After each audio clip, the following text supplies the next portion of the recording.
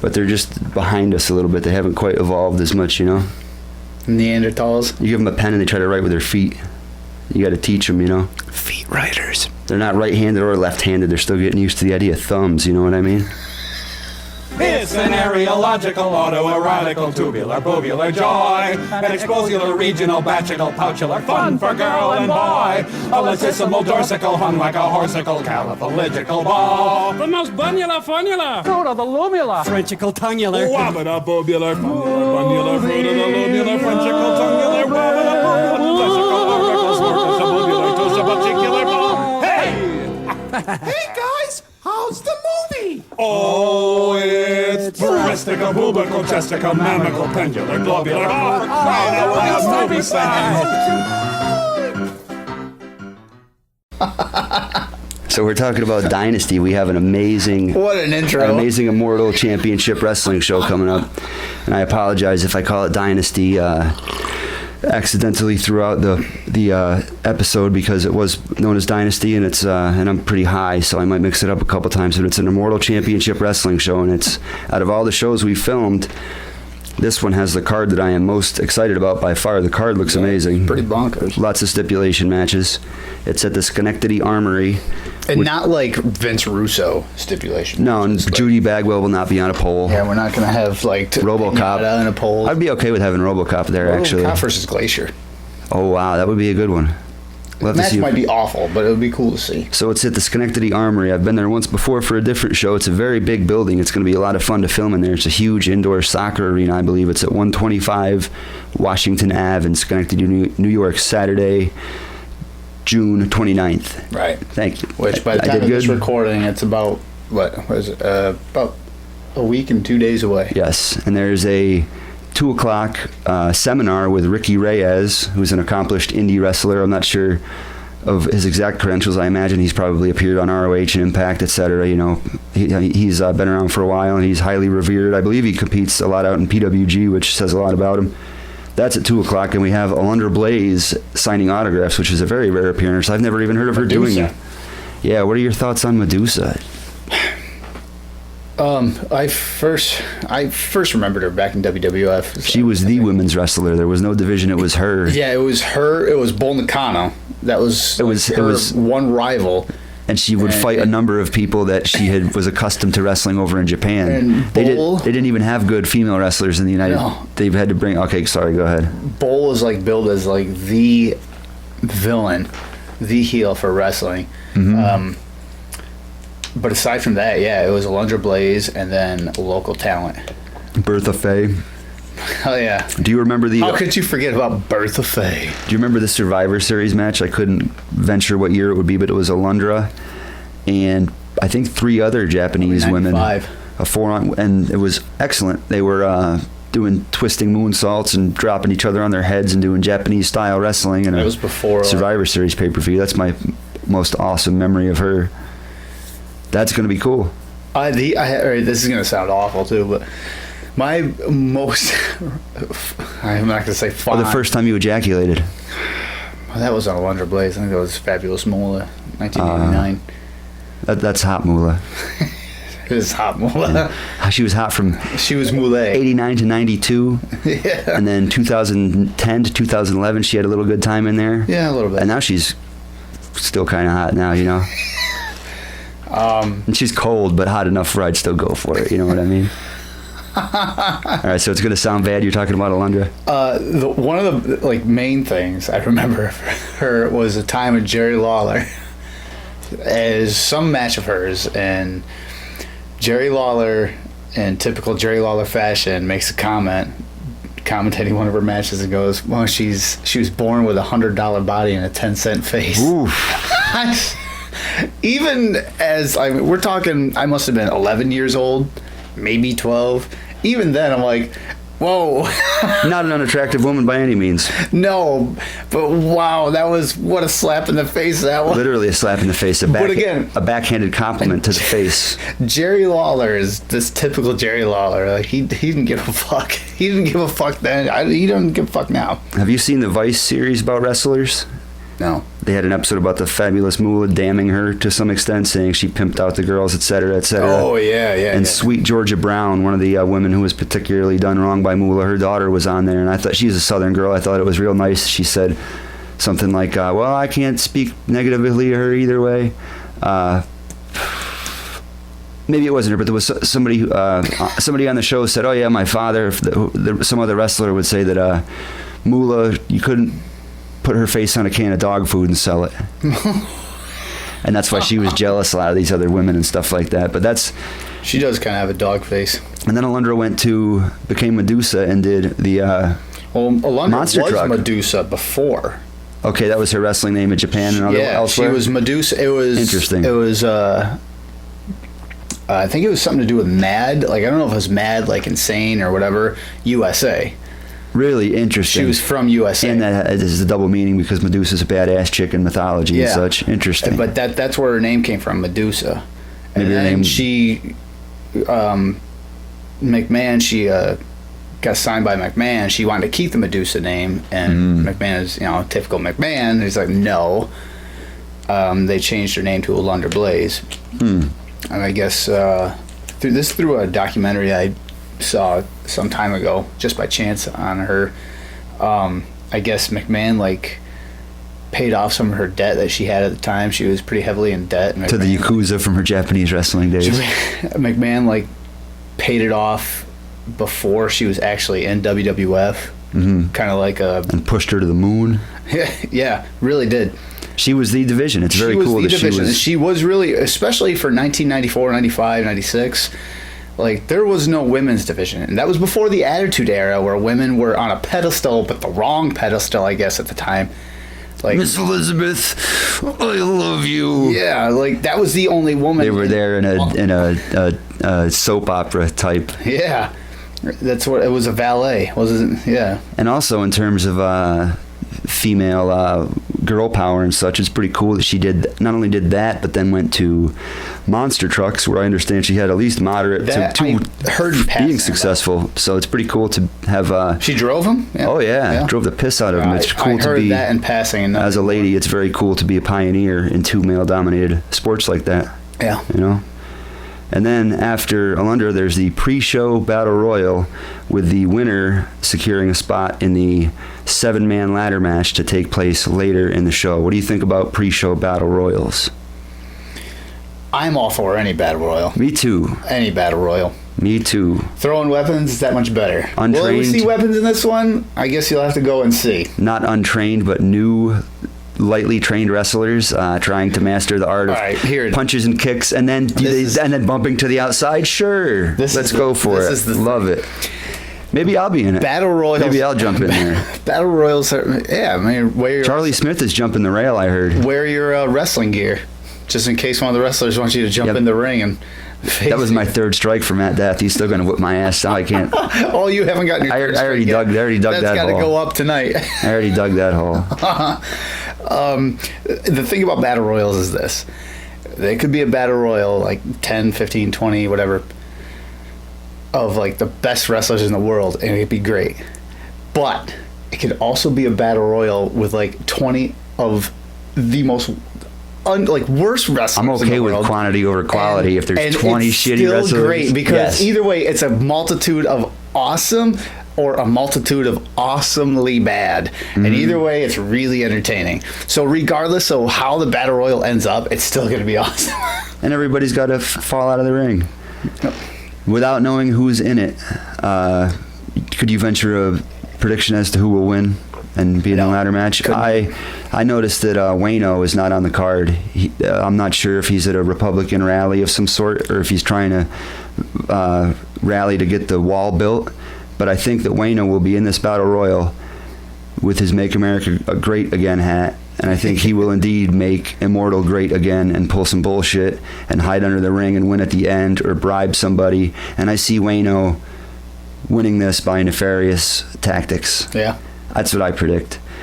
And then we have Ataxia against Rick Recon and 3 of his buddies who I'm not familiar with, and they are known as the Satsujin Squad, which I'm going to go ahead and assume is a Dragon Ball Z reference.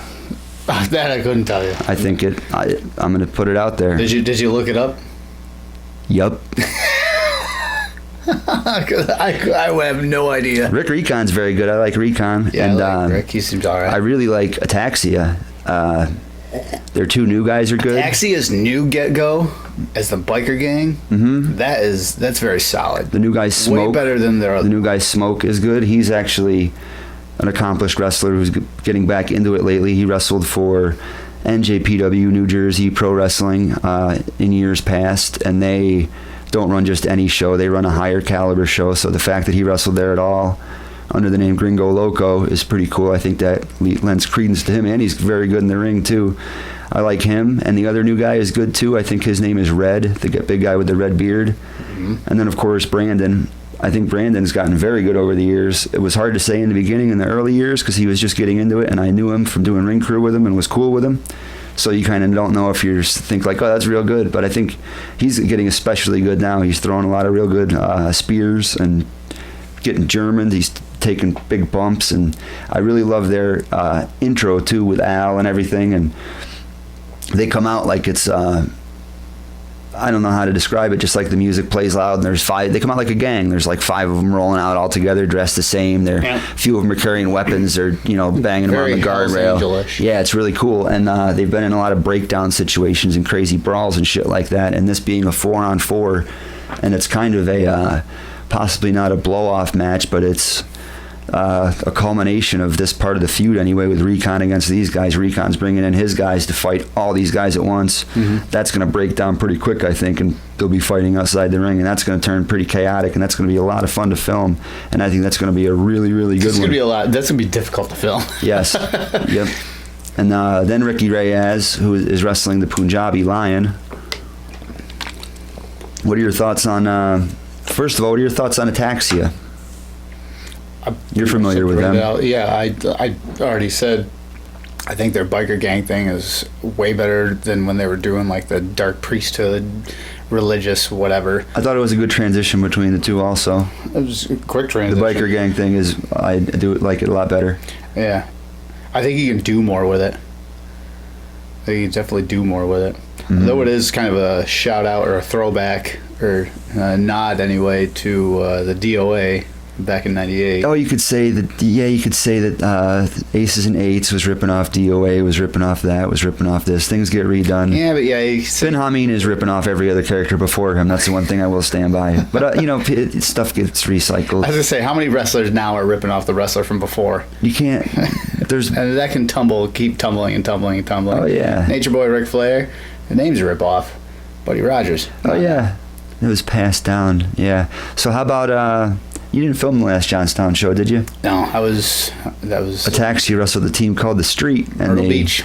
They brought they were nice enough to bring Kentucky Fried Chicken and grape soda. Told me about this. Yeah, and offer it to the Street. Yep. And then they accepted bones and everything. And they had already eaten it, and it was some crazy heat. That was an interesting move, bringing out the fried chicken to the Street. If it works. That was fun to film because I just kind of sat there with my face like this, like, how is this gonna play out?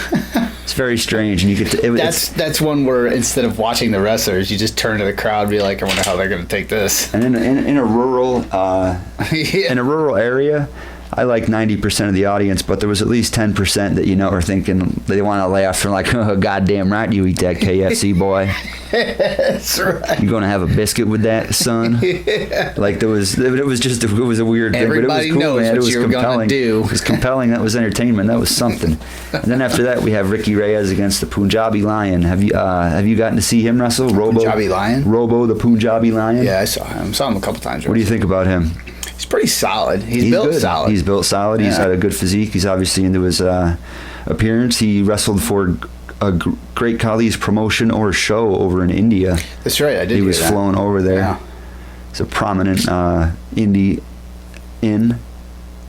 star, huh? Yes, I got it. Yeah, that's pretty. I think he's very good. He is a cool guy backstage as far as the shaking hands with everybody and being nice and grateful to everybody. And right. Then we have the 4-way women's match. And this is for the title that you created, and we're going to get into that later. The title you hand-built for these ladies. Working on it, yeah. So firstly, we have Christina Marie, hometown hero from Schenectady. She's Immortal mainstay and the predecessor Dynasty before that. I believe she won the Dynasty women's title before its hiatus. So what do you think about Christina Marie? I think that was their last show, was it not? The women's show in Schenectady as well? No, it wasn't. The last show was in Rome. Dynasty? Headlined with a table match between Rick Recon and his opponent. Wow. What do I think of the four-way? What do you think? Well, yeah. What do you think? Firstly, about Christina Marie, we'll go by one through the. It's been interesting to watch her career through like the last, really 2.5 years or so that we've been working with them. She's been traveling into Pennsylvania, New Jersey, surrounding states and stuff like that. That's cool. Yeah, she's getting a lot of recognition up in the obviously puts in the work, Northeast, stays in shape and shit like that. Yep. She's good in the ring too. She's always been consistently good, even solid. in the early she days. Gets better in the ring. She's very solid in the ring. Really, you don't really see many botches from her. Mm-hmm. And she hugs you when she sees you, and she doesn't hug me. She only says hi to me half the time. She hugged me like once. Yeah, but then I was like, hey, and then she just like, what a rapist. I'm not though. I beat that case. That's right. You did. He did. All right. So I wasn't even a girl. I'm out of my place. I mean, it was a girl, but it wasn't even a human. Listen. You know how close the state lines between Kentucky and that state next to Kentucky are? It's not my fault the back of the horse was standing in the wrong state. Listen. The horse's head was in the right state. So each state has their own set of rules, and just so happened more of the horses in that other state. If the consenting brain was in that state, and just the ass end of it doesn't matter. Listen, it doesn't. So yeah, it was stuck on a fence. It was stuck on a barbed wire fence. And okay? so were you after, if I remember correctly, because I got a phone call in the middle of the night. I tried to run, but it wasn't easy in those heels. So yeah, Christina's awesome. I remember. Sorry, Christina, if you end up watching it this far in. I remember in one of the pre-show setups, her talking to one of her opponents and doing like it was no big deal, effortlessly springboarding off the middle rope and just flying backwards and back planting right in the middle of the ring. Bam! And then she just got up and like, yeah, that's how I do that. Yeah. So I think that'll be pretty awesome. And what do you know about Veda Scott? I know your story of Vita. Oh yeah, when I drunkenly understood that. No, I don't know much about. It's Veda Scott. I said it wrong again. It's Veda Scott. Yeah, Veda, like Veda time. Mm-hmm. It's like Veda time, exactly. I think she's from Massachusetts. She's a legit lawyer. She went to school while she was doing the wrestling thing. Nice. She's a good wrestler. She's in the past, and I saw her wrestle a lot years ago, but not in the last few years. Once in a while, she'd mess up a little bit and have like a weird running weak ass clothesline or just botch one move, nothing too ridiculous. But she's gotten a lot better. She's a pretty lady. She's hot for a chick. You know. A lot of respect for her if she went and became a lawyer as she's wrestling. Oh yeah, too, she's really good too. I know wrestling. That's an intense work schedule. I mean, if you want to get your name out there, she's down for some shit. Got hit in the head with some light tubes, bled like that. And but I know lawyer or law school. I touched a little bit on that. When I did criminal psychology and stuff like that in college. Habeas corpus, that's a different language. I'm not learning Latin, man. What is Latin even? So a lot of respect if you're going to do two things at once. I know about that one. I'm happy to see her here. That's cool. So then Ray Lynn is in it. Are you familiar at all with Ray Lynn? No.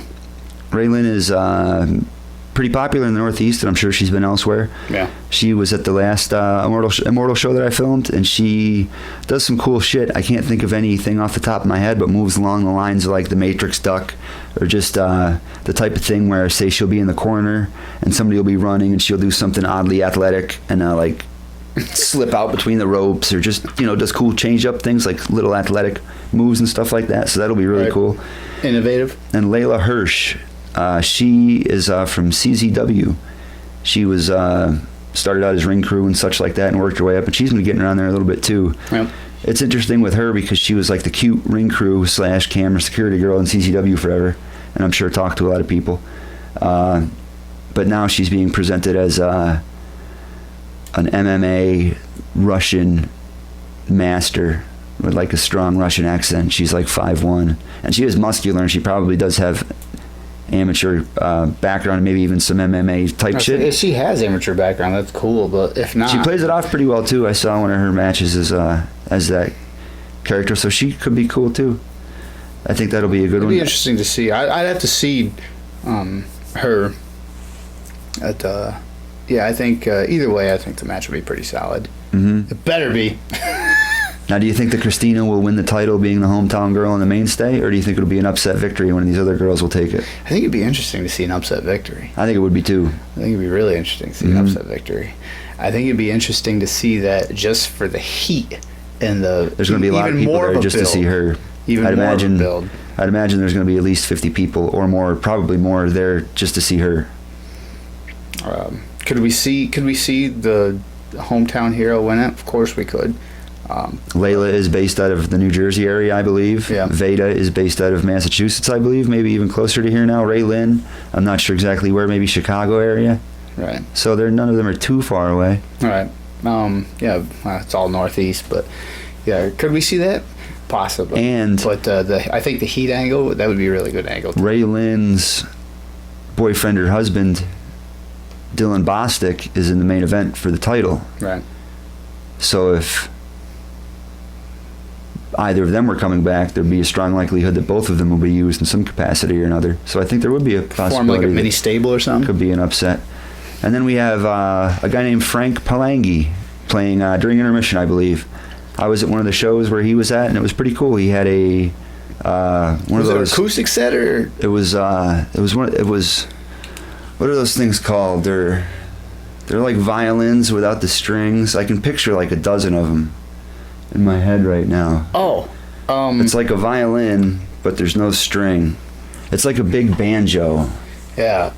It's like there's one named after a fish. A didgeridoo. No, a Les Paul. A Lester? It's like a didgeridoo with strings. Oh, but you said it was without strings. But he plays one of those. He plays I think it's a 13-string guitar he plays, actually. 13? With one neck. He's got 6 fingers. I've seen an 18-string guitar. Have you ever seen Basket Case? Yes. He's got that, but like no face, just like an eye and an extra hand. So he's got this crazy guitar technique. It's amazing. It's like... No, I don't know much about him, but it's like old MTV animation. It was, the claymation type of thing, yeah. That's going to be something to see. At the show I saw him at, he just there wasn't a stage setup or anything. He was playing this guitar rather well. Nice soft rock. I don't know. It was cool. He was just walking around during intermission playing music. It was enjoyable. So that'll be cool to have some live music during intermission. I'm all for music. Then we have the Mass Hole, Mike McCarthy versus Fox Vineyard. What do you think about Fox Vineyard? Fox is coming back, huh? Mm-hmm.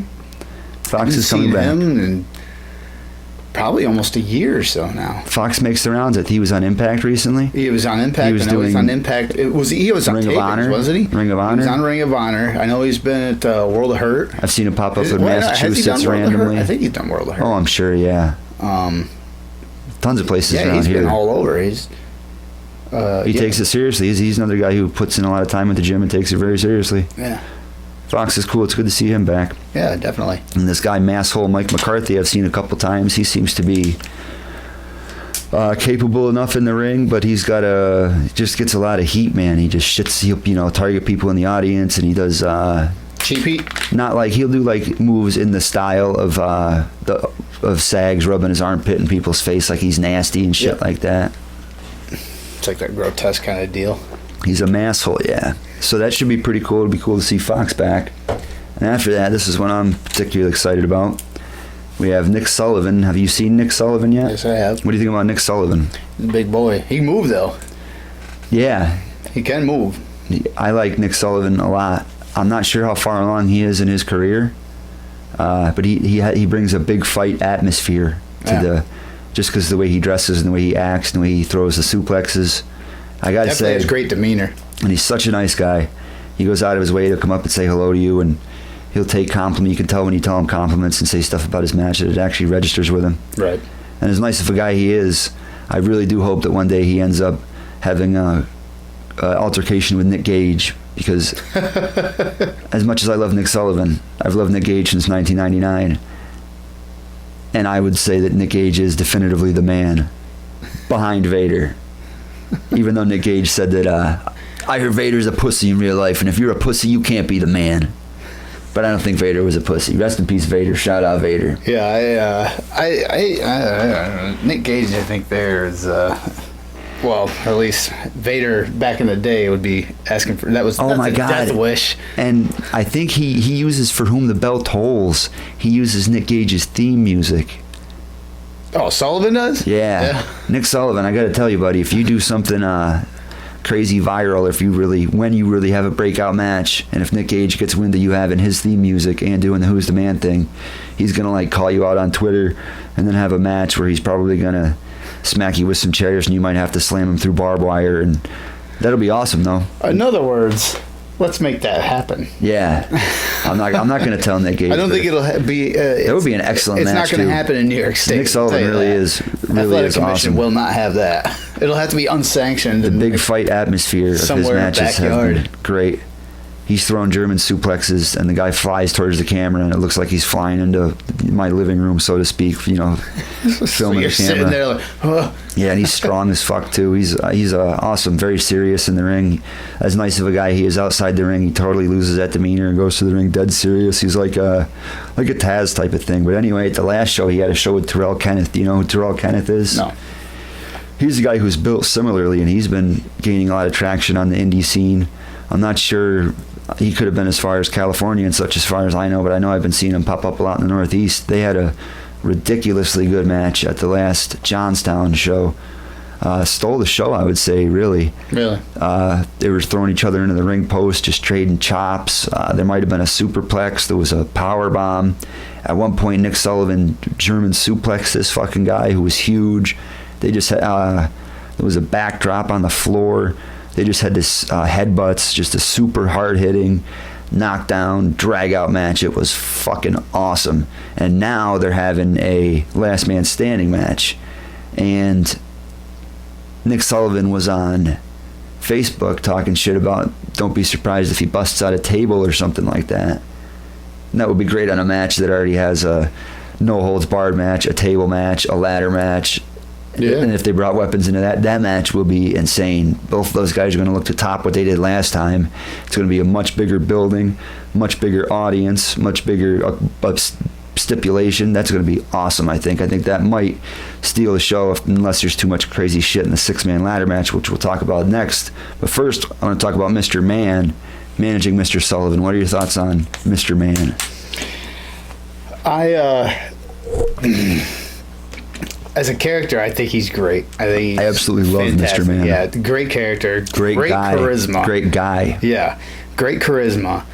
Behind the scenes, he's even better. Mm-hmm. Like he's. Oh, yeah. When I jumped in the ring, we'll get to that later. When I jumped in the ring, he came up to me and he was standing outside the ring as I was doing rounds and stuff like that, hitting the ropes, taking bumps, and. He ended up bullshitting me for probably about a half hour and stuff. Just really? Like saying, it's like, you know, you did good, you did this, blah, blah. But again, we'll get into that later. But yeah, in a nutshell, like, yeah, Mr. Man is the shit. So definite shout out to Mr. Man. Yeah, absolutely. Mr. Man is the man. Great guy. I remember the first Dynasty show I went to. My one takeaway from it was, I'm going to send that guy a friend request on Facebook. Was just because he would come out to the ring and he was. That's the one where we. No, it was a long time ago. It was in It was in Troy. Oh yeah, you told me you went to one before. He was yelling at little kids, and the crowd was just getting that, just going crazy. Yeah, he riles the crowd all up. And he's such a great throwback in the way that he reminds you In of the '80s. Managers in the '80s. He reminds you of excellent managers of the past, but he's not antiquated either. He's still. Yeah, he's. And what a cool guy too. He does hypnotism shows. That's pretty wild. Yeah, I heard about that. It's interesting. I don't know anything about it, and so I can't make a comment. And he and his wife run a dog daycare business. Yeah. I wish I could think of the name of it right now, so I could say it. Whatever. I'll But find it. And I'll much put it love up for Mr. there. Man. Love Mr. Man. He's great. And I'm going to love to see him as Sullivan's manager, because that's going to be, I think the fans are going to be really into that, and there'll be a lot of interaction. And he actually talk shit to one of the guys in the table match tonight on Facebook, and the guy threatened to put him through a table. So maybe Mr. Man will get beat up even worse than we expect. But this is not in order either. I'm not sure what order the card is going to be. And so let's talk about that match next. Big Hoss, Schenectady native, in his retirement match against another Schenectady native, Len Oddie. What do you think about Len? It's a tables match, right? Table retirement match. Hoss's last match ever. I think that's an interesting choice to put in a table match because that can end so quickly. Yeah. Hoss is a big guy and he's a little older. He might not have a 20-minute match in the tank.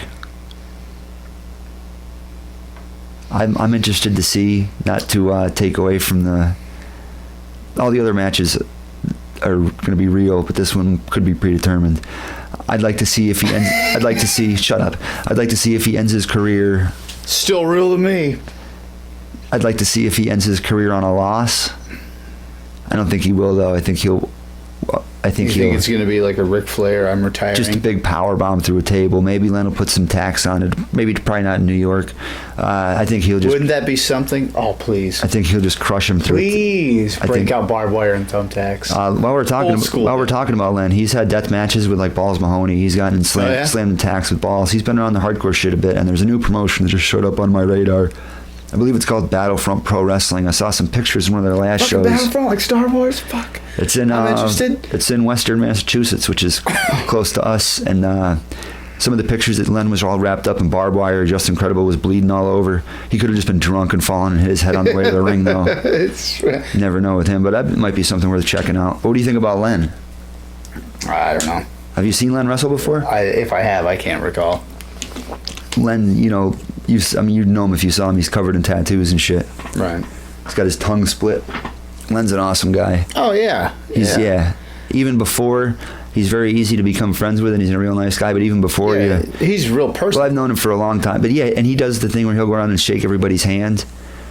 That's an old school wrestling thing. I'm tentative to do that. So because, like bring through everybody. Everyone. He's a real person. He'll be genuinely happy to see you, and he's funny as fuck too. I am awful with fucking names, so. Well, his last it's funny because I'm going for HR position. His last name is Len Oddie, and he has his tongue split and he wears clown makeup.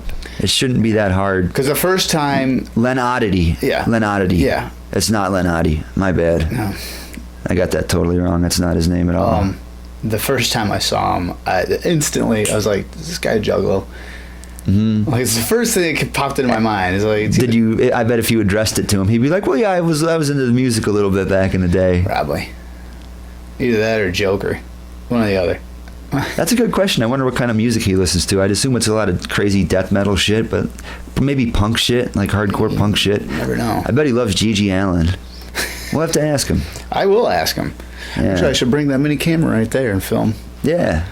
Just quick interview. He does a stunt show too. He has people staple dollar bills to his head and hit him with frying pans and That's not a stunt crazy show. stuff That's like a that. one-man deathmatch show. Yeah, well, yeah.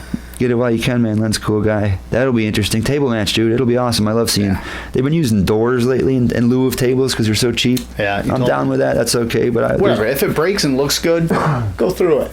Tables, they're becoming old school though, and I really like them. We use card tables and everything, and those pre-folding tables. Yeah, and sheetrock. And sheetrock. All right, now we have the 6-man ladder match with the winner of the night's pre-show Battle Royal being interjected into it, with the winner receiving a title shot in the future.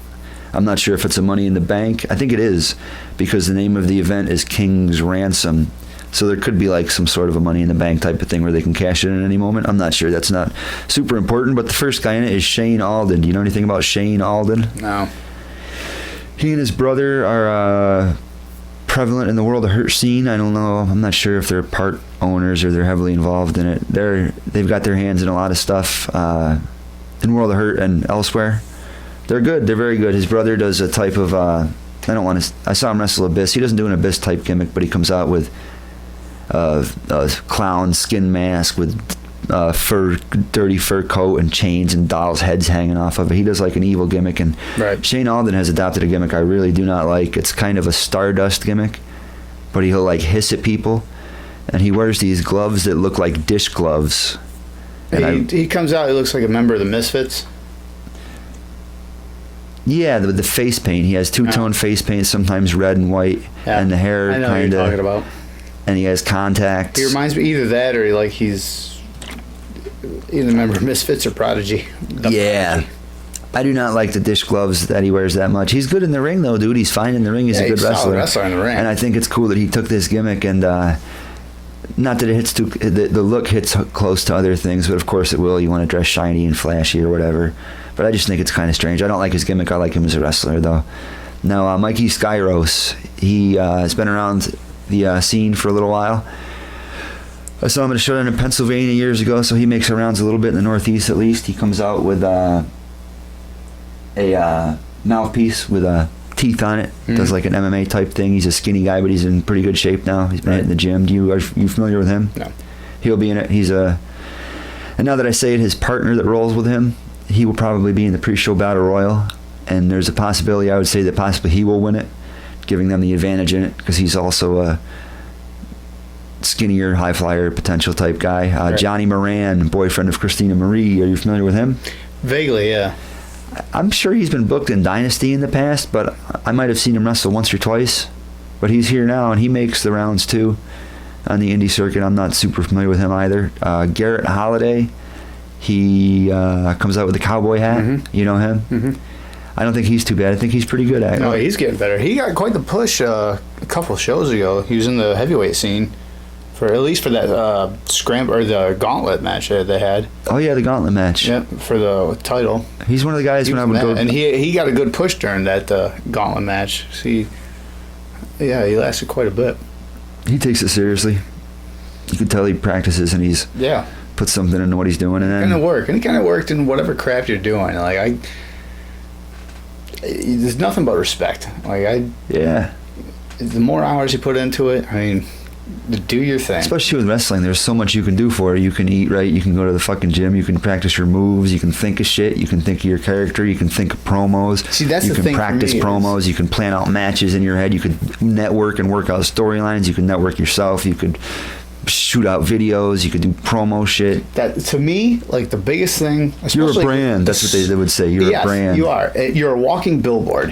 When I was a personal trainer. It's the same thing. You are a walking billboard. If you're gonna do this shit, look the part. Like if I'm gonna be in the gym all the time training other people, you don't want to be a slob in there because they're gonna look at you and be like, "The fuck do you know?" Same thing with wrestling. If you're gonna be a wrestler, look the part. Dress like you're a wrestler. Get a fucking mullet. Get the moulet. Rock that shit like it's 1986. Get a tan so when you hit the ropes, there's white stripes on your back like old school WCW. Bleach your hair blonde, blade every other match. Make it happen. Especially with social media now, work on your promo skills. Work on them. Like use it. Use social media. If we were doing FAW now, with all this social media, I would be putting fucking promos out online every other fucking day, hyping up whoever I was facing, just trash talking them to no end. Yeah. Like, do that. Why wouldn't you? Like, not just like once a week or something, but just use that shit. And like, here I am coaching people that are fucking in the business, but as a fan, I mean, any wrestler that's in it, I think, as a fan, that's what you want to see. You want to see that guy be like, because then that's how you're going to get to know them on a deeper level than just seeing him in the ring. And don't downplay your opinion as a fan either, because I'm not going to say that we're the ones who pay the money and all that bullshit, but we have knowledge of it. I've been watching it for 34 Absolutely. Years. You know, I mean, there are generic fans that just go and be like, "Oh, it's a show," kind of like you're going to a circus, which I fucking did that. But but a majority of them, I think, they know their shit, or at least somewhat know their shit. Mm-hmm. Maybe not recent stuff, because that's pretty much where I am, where I just like, but they know their shit. They know how the business works. They know, what good booking is, what bad booking is, like. So yeah, just be your own billboard and really put it out there. Do some shit, man. Fucking do some drives too. Put some miles on your shit. Yeah, drive something. Pull the Jerry Lynn. Carry a referee shirt with you everywhere you go. Always be ready to do anything. You know what I mean? The next guy, Axel Lennox. I'm not sure that you know anything about him. No. I became familiar with him from Excite Wrestling out in Binghamton. He's been at it for a while. He appeared at a subterranean violence deathmatch show I went to in Jersey a while back. A subterranean? It's called Subterranean Violence because it started out as being invite Basement? only. It's on invite only. Oh. In a small warehouse setting. Is that the cool underground? Yeah. So you couldn't get invited. I could maybe get you invited, but I wouldn't. I don't want to be part of the cool underground. I want to. Oh, see, that's why I dropped my cap.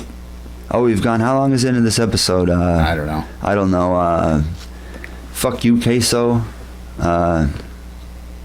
You got ED. Your dick don't work right, Queso. So.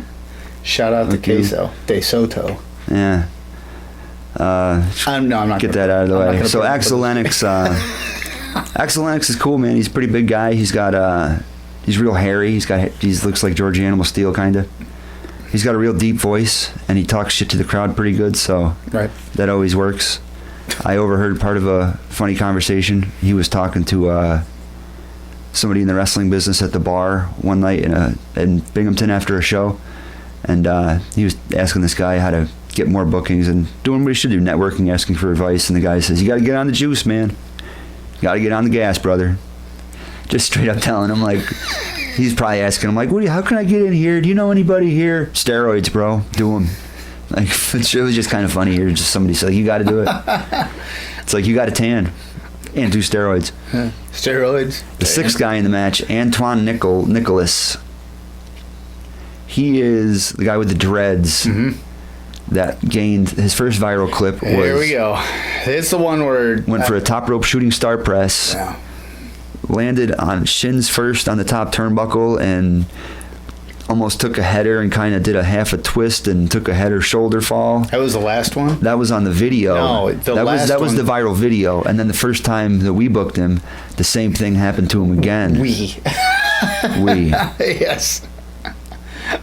I'm assistant to the head booker. That's right. I'm the driver to the guy in charge of merchandise. Okay? Yeah, I remember because that was right. Mike is my uncle. Mike King is my uncle. That's right. I know I go by Monterey Jack here, but I don't. My name's Tyler King. Mike King is Uncle Mike. So yeah, so I got the sweet connects.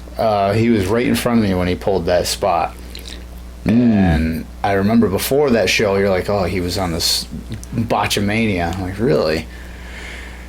So, and it was that same spot, was it not? Yes. Oh. So. I'm standing. It was like me. You were right by the turnbuckle, right? Yeah, from me to you away, and I'm standing with the camera and I'm looking up, and he pulls that spot, and I'm watching through the camera, so I didn't really react to it at first. But he pulls that same spot, same botch, and it took a second to register. And once he goes down, I look up, I'm like, oh shit! I was like, I could almost witness a death right in front of me. That one was really crazy looking. Yeah, I think after that, if I was in his shoes, I'd be like, I'm done with that. Without naming names, somebody who was involved in that show said that they thought he might have been doing that on purpose in an attempt to have his video go additionally viral. And watching it, I saw a clip of it. I'm not going to say that it looked more controlled than the first time, but it looked much less dangerous. But I don't think he would fucking do that, because who would want to do a shooting star press and then land on your knees and then take a header? We got a friend here. A top rope botch onto a turnbuckle. I don't know how you do that controlled. Seth Rollins did it with a shooting star press. Maybe that's not true. Maybe that was... I think it was Tyler Black. That was his name, right? I've seen it happen. That was like decades ago. That was to the outside of the ring as well, so that it was his different. twin brother. But people have definitely caught their feet on the buckle and shit like that. Purposely? No, that's not what I'm talking about. Yeah. Like, I think that was kind of a conspiracy theory that... Yeah, I don't think... And why would you want to go viral additionally for doing a terrible move? Yeah, I think he'd want to go viral for being, shit, man, this match was incredible. He also, not in that be like, match... look at this shithead. Nailed a running somersault out of the ring and just barely caught part of the guy and splatted on the ground. That's rough. Yep. I was going to say, I'm not going to say whose fault that was. It was probably a situation where it was nobody's fault, just a strange catch, strange angle, out of position. I don't know who it was, but that was pretty crazy too. So he's down to do some crazy shit. So if he's in a ladder match, something crazy is going to happen. These guys are going to have ladders. Hopefully we have like 3-4 ladders so they can break some of them. And Please don't make me use my EMT card. you can't put that camera down, man. I did before for Envy. You're a cameraman first, EMT second. Yeah, that was scary. All right, and we have, who do you think is going to win that match? Do you have Shane Alden, Mikey Skyros, Johnny Moran, Garrett Holiday, Axel Lennox, Antoine Nicholas, winner of the ladder match for a future title shot. So whoever wins will have a title without shot. Without the Battle Royal winner in there, just through the 6. None of these people have ever held the title in either Dynasty or Immortal. And if I'm not mistaken, none of them have ever main evented a Dynasty or Immortal show.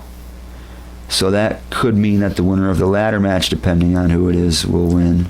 I think that's probably your best bet. Or it could be a big push for one of these guys. That's going to be nuts, though. The 6-man ladder match. It's going to be hard to fuck that up. It's gonna be it's without knowing the Battle Royal. Is that definite? Like it's already been announced the winner of the Battle Royal is gonna be in it? Is it? Okay. 7-man ladder match. Okay. Yeah, so without knowing who's even in the Battle Royal.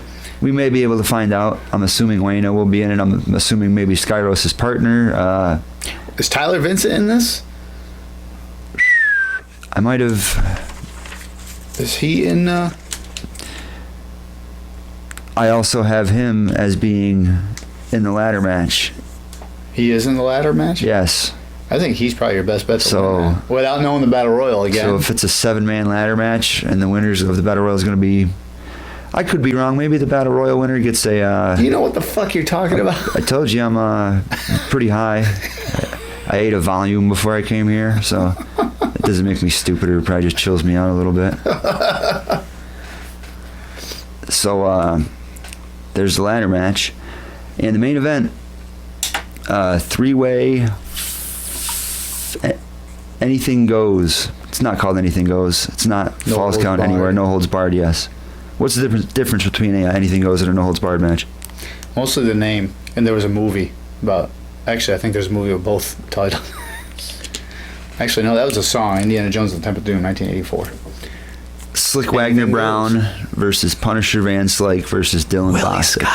What do you think about Slick Wagner Brown? This may not even be the main event, being the title match. Maybe it could be the ladder match. I'm not sure. Yeah.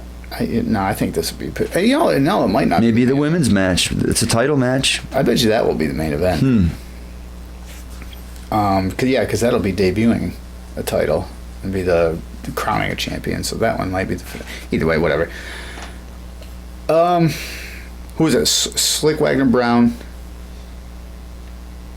Who else? Punisher Van Slyke and Dylan Bostic. Who Dylan Bostic? I'll start with him first because I don't think you're familiar with him. He has not, to my knowledge, been in. Maybe he's been in PWG. He hasn't been in on ROH. I don't think he's been on TNA. But he has something north of 200,000 followers on Twitter. Right. From just being good at it or something.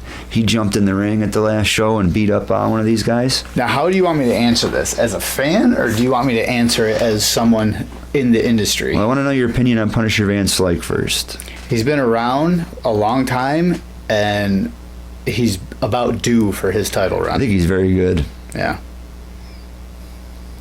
Not very approachable, though. In small, I definitely don't go up to him and try to tell him anything, any long stories or anything like that. He's great He's in kind the of like ring, a watered though, man. down, not as a wrestler or gimmick or anything, but like backstage, kind of like a watered down. He's been to Japan. He went to Brock Japan. Lesnar. He would It's be like, great kinda in leave me Japan. alone. He throws a lot of crazy suplexes. He's a big, huge guy, big chops. Yep.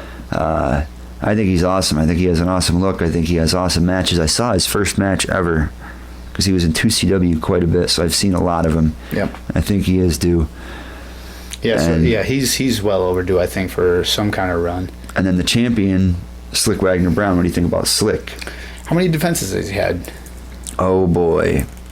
One so far since. He beat Jack Swagger, correct, at the school? Yeah. He beat Bin Hameen, who's conspicuously absent from this card at the last show. So that's 2. There was the win, the 2 defenses. I'm not sure before that.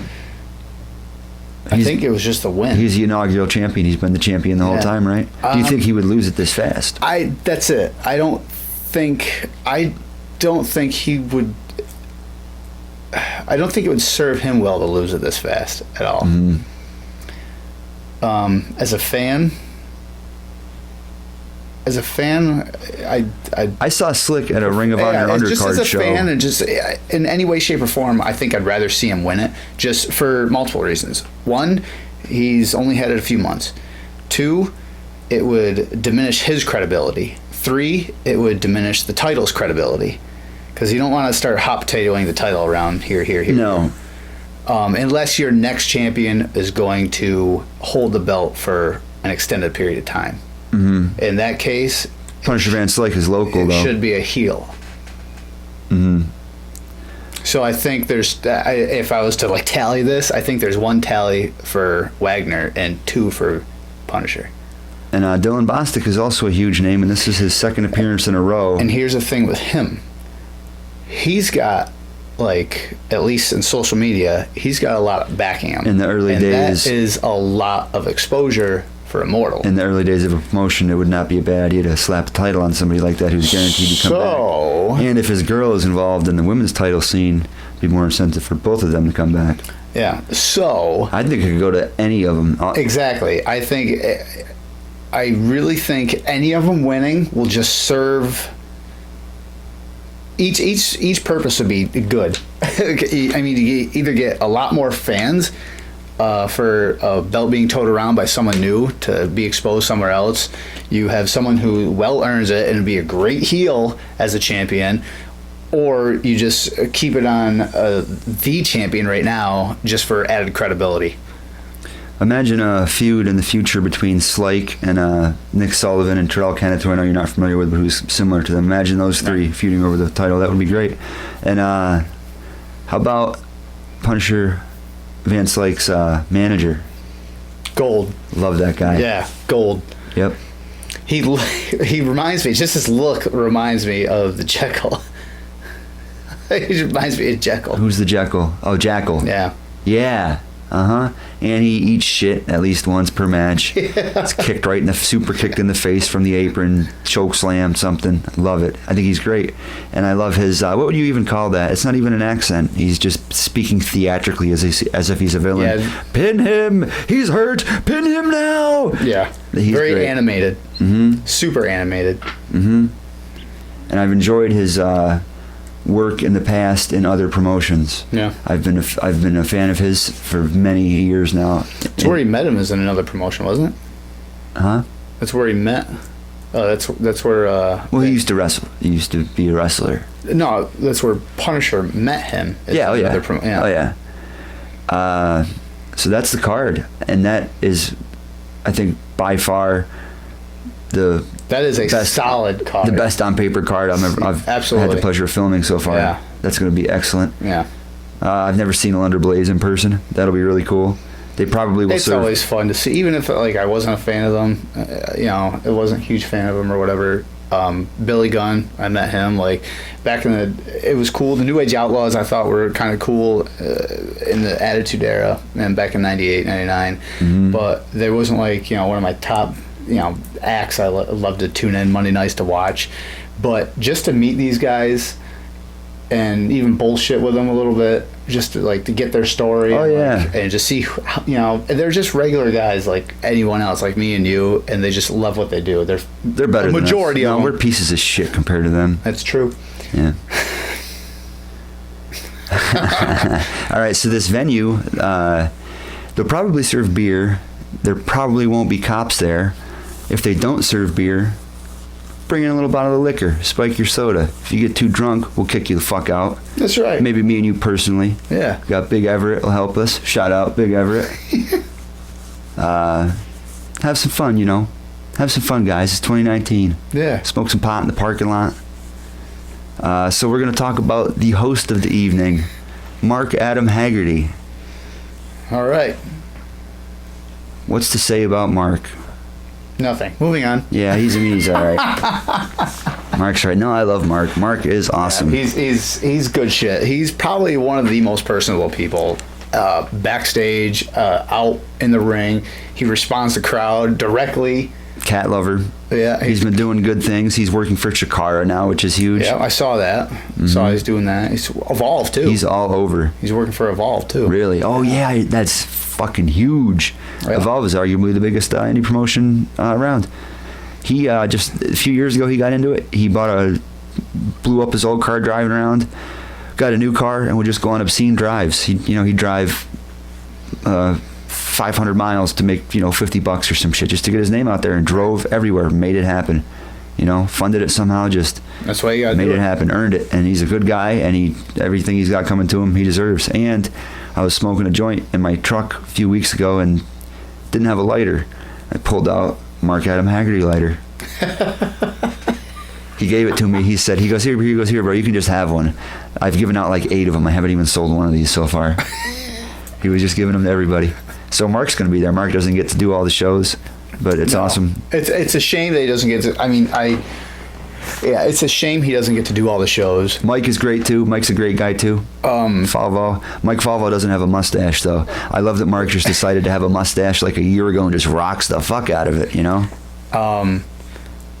Yeah, I wish I still had my mustache. Shout out to Mark's mustache. Every time I went, absolutely. Can we put a picture of Mark right there with his mustache? Just his mustache.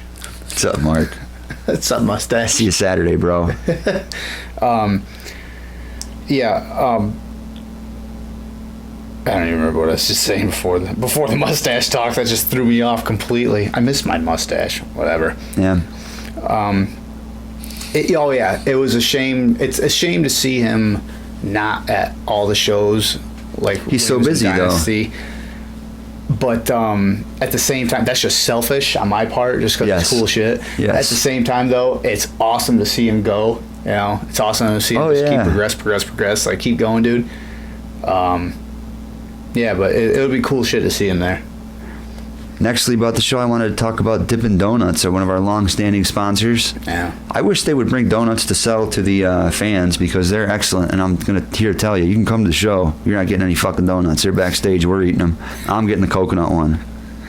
They're fucking good though. They have a lot of locations too. Dippin' Donuts is excellent. Absolutely. Excellent. Right there. Dimitri, shout out Dimitri. He's cool, dude. He's been hitting up the commentary booth a little bit. He is cool. He's good shit. He always comes up to me just about every show. He comes up to me when I'm there and just bullshits with me about belts, about podcasts. This is before we started doing this, about podcasts and stuff, like just whatever commentary, just stuff that's going on in the business, backstage backstage, just whatever wrestling. It's that fucking wild guy Joe that's been doing the sound. He's good shit too. Yeah, he's nutty. He'll get slammed around in the ring. I'm gonna get on his podcast, dude. Yeah, absolutely. I'm gonna get on your shit, man. And that's what I got for Dynasty for the show. It's Saturday. Immortal. Fuck, I'm sorry. You shithead. Failure, piece of shit. God, I'll just go. It's give me your shoes and your beach nut. World Championship Wrestling, Saturday, June 29th, 125 Washington Ave.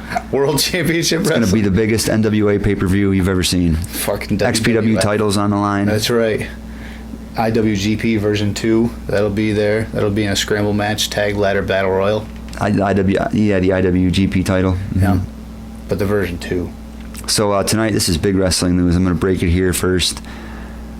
There's a promotion in Japan called DDT, and they have the DDT Iron Man Championship, and it's a 24/7 title. So Scott Hall won it. Really? So Colt Cabana snuck back in the locker room and said, "Here, I just need you to read this quick." And he puts on his glasses and says, "I give up." And then he took the belt from him, and Hall goes, "There's no pinfall." And the ref goes, "Oh, you said I give up." And he's like, "Ah." And he had on his suit jacket with the drip logo on it. Yep. He didn't even have gear on. Yeah, he won a title tonight. So shout out Scott Hall. I'll crack a bottle of water for you, buddy. That's right. Love Scott Hall. So that covers the show for Saturday. All right. It's going to be excellent. It's going to be awesome. Let's talk about how we got into this thing, and we're going to start with the show in Amsterdam. How we got into it was completely different than what we're doing now. How we got into it was like your generic fan, really. We had no ties with anything. We didn't really neither of us had any thought about going in like behind the scenes. Or I won the $100, the $90 raffle one time, super high, wearing steel toe boots when they had ringside mats that were about 4 inches thick, and I felt like I was walking on the moon, grabbing this money that everybody hated me for winning. But I really needed it, so it was pretty cool. Gas money. Yeah, so we went to the show a few years ago and got completely obliterated. In Amsterdam, New York. We were front row, and there was about 40 people in the crowd. It was not a well-attended show. It was more than 40, yeah. Yeah, it was more than 40. 80. Yeah. So we got obliterated at the show, and just JCW, MST3K, riff tracks, whatever you want to call it, completely ripped every single piece of talent that walked out the ring. And it was so quiet, and we were so loud that they had no choice but to engage us. That's right. We just obliterated everybody. There's a blonde-haired chick that's on TNA now. She's hot. I forget her name. What? That chick? The one that goes, what? I still remember her. I think that was Eddie Evans' yes, Eddie Edwards' girlfriend. Yeah, Eddie Edwards. Anyway, she gets in the ring and we say some shit to her or whatever, and she says, she goes, Jesus Christ. I have a picture with her. It's right there. Yeah, she's hot. Yeah, nice set of chompers on her. She says some shit, or we say some shit, and she says, Jesus Christ. And I go, you're in Amsterdam, New York, at 8 o'clock on a Saturday. Jesus got nothing to do with this. And she just looked at me like, what the fuck? They had a cop come out and arrest Mr. Mann because he did something. So this show was at, what is it in Amsterdam? It's not an Eagles, it's a VFW. They had a cop that was a member. So they had a uniformed, I believe he was a state police officer, come out and grab Mr. McMahon and handcuff him and haul him to the back kicking and screaming. And while this is going on, I'm wasted. I'm going, I'm drunk, officer. I go, I'm high. I got weed in my pocket. I'm driving home drunk. I got cocaine in my pocket. I'm on coke, officer. I'm fucked up. Yelling at this guy. And then after the show, I walk up to the bar super hammered, and the bartender goes, hey, you're the guy that's got cocaine in his pocket. So that was fun, but we yelled insane shit. I pissed off the Roman guy so bad that I came back from the bathroom because I was just drunk pissing. Happened to piss in the toilet that time as opposed to on the floor wherever I felt like. No, that's not true at all. I came out, and this Roman guy, he had a flashy gimmick, and he was a pretty boy. He was wrestling another pretty boy, and he had adult braces. And I walked out, and they're just getting started, and I'm standing still. I'm about to take my seat, and I go, what the fuck is this? We already had a fucking women's match. And right away, people laugh at him. They look, and he says some shit to me. He's like, yeah, they say shut up, whatever. And I go, dude, you got braces? I go, you got fucking braces? And I laughed right in his face. Gave him shit for a minute, and then he pulled some cool shit. He did like some sort of springboard, then nailed a super kick, and I give him his credit. I started clapping, and he gets out of the ring, and I think we were drinking beers out of my backpack because they were unopened. I think we were buying them, and I was cracking them out of my backpack. Yeah. So he comes over and he goes, we put ourselves on the line to entertain you. And then he takes my beer and cracks it open and takes a sip of it and gives it back to me and gets back in the ring.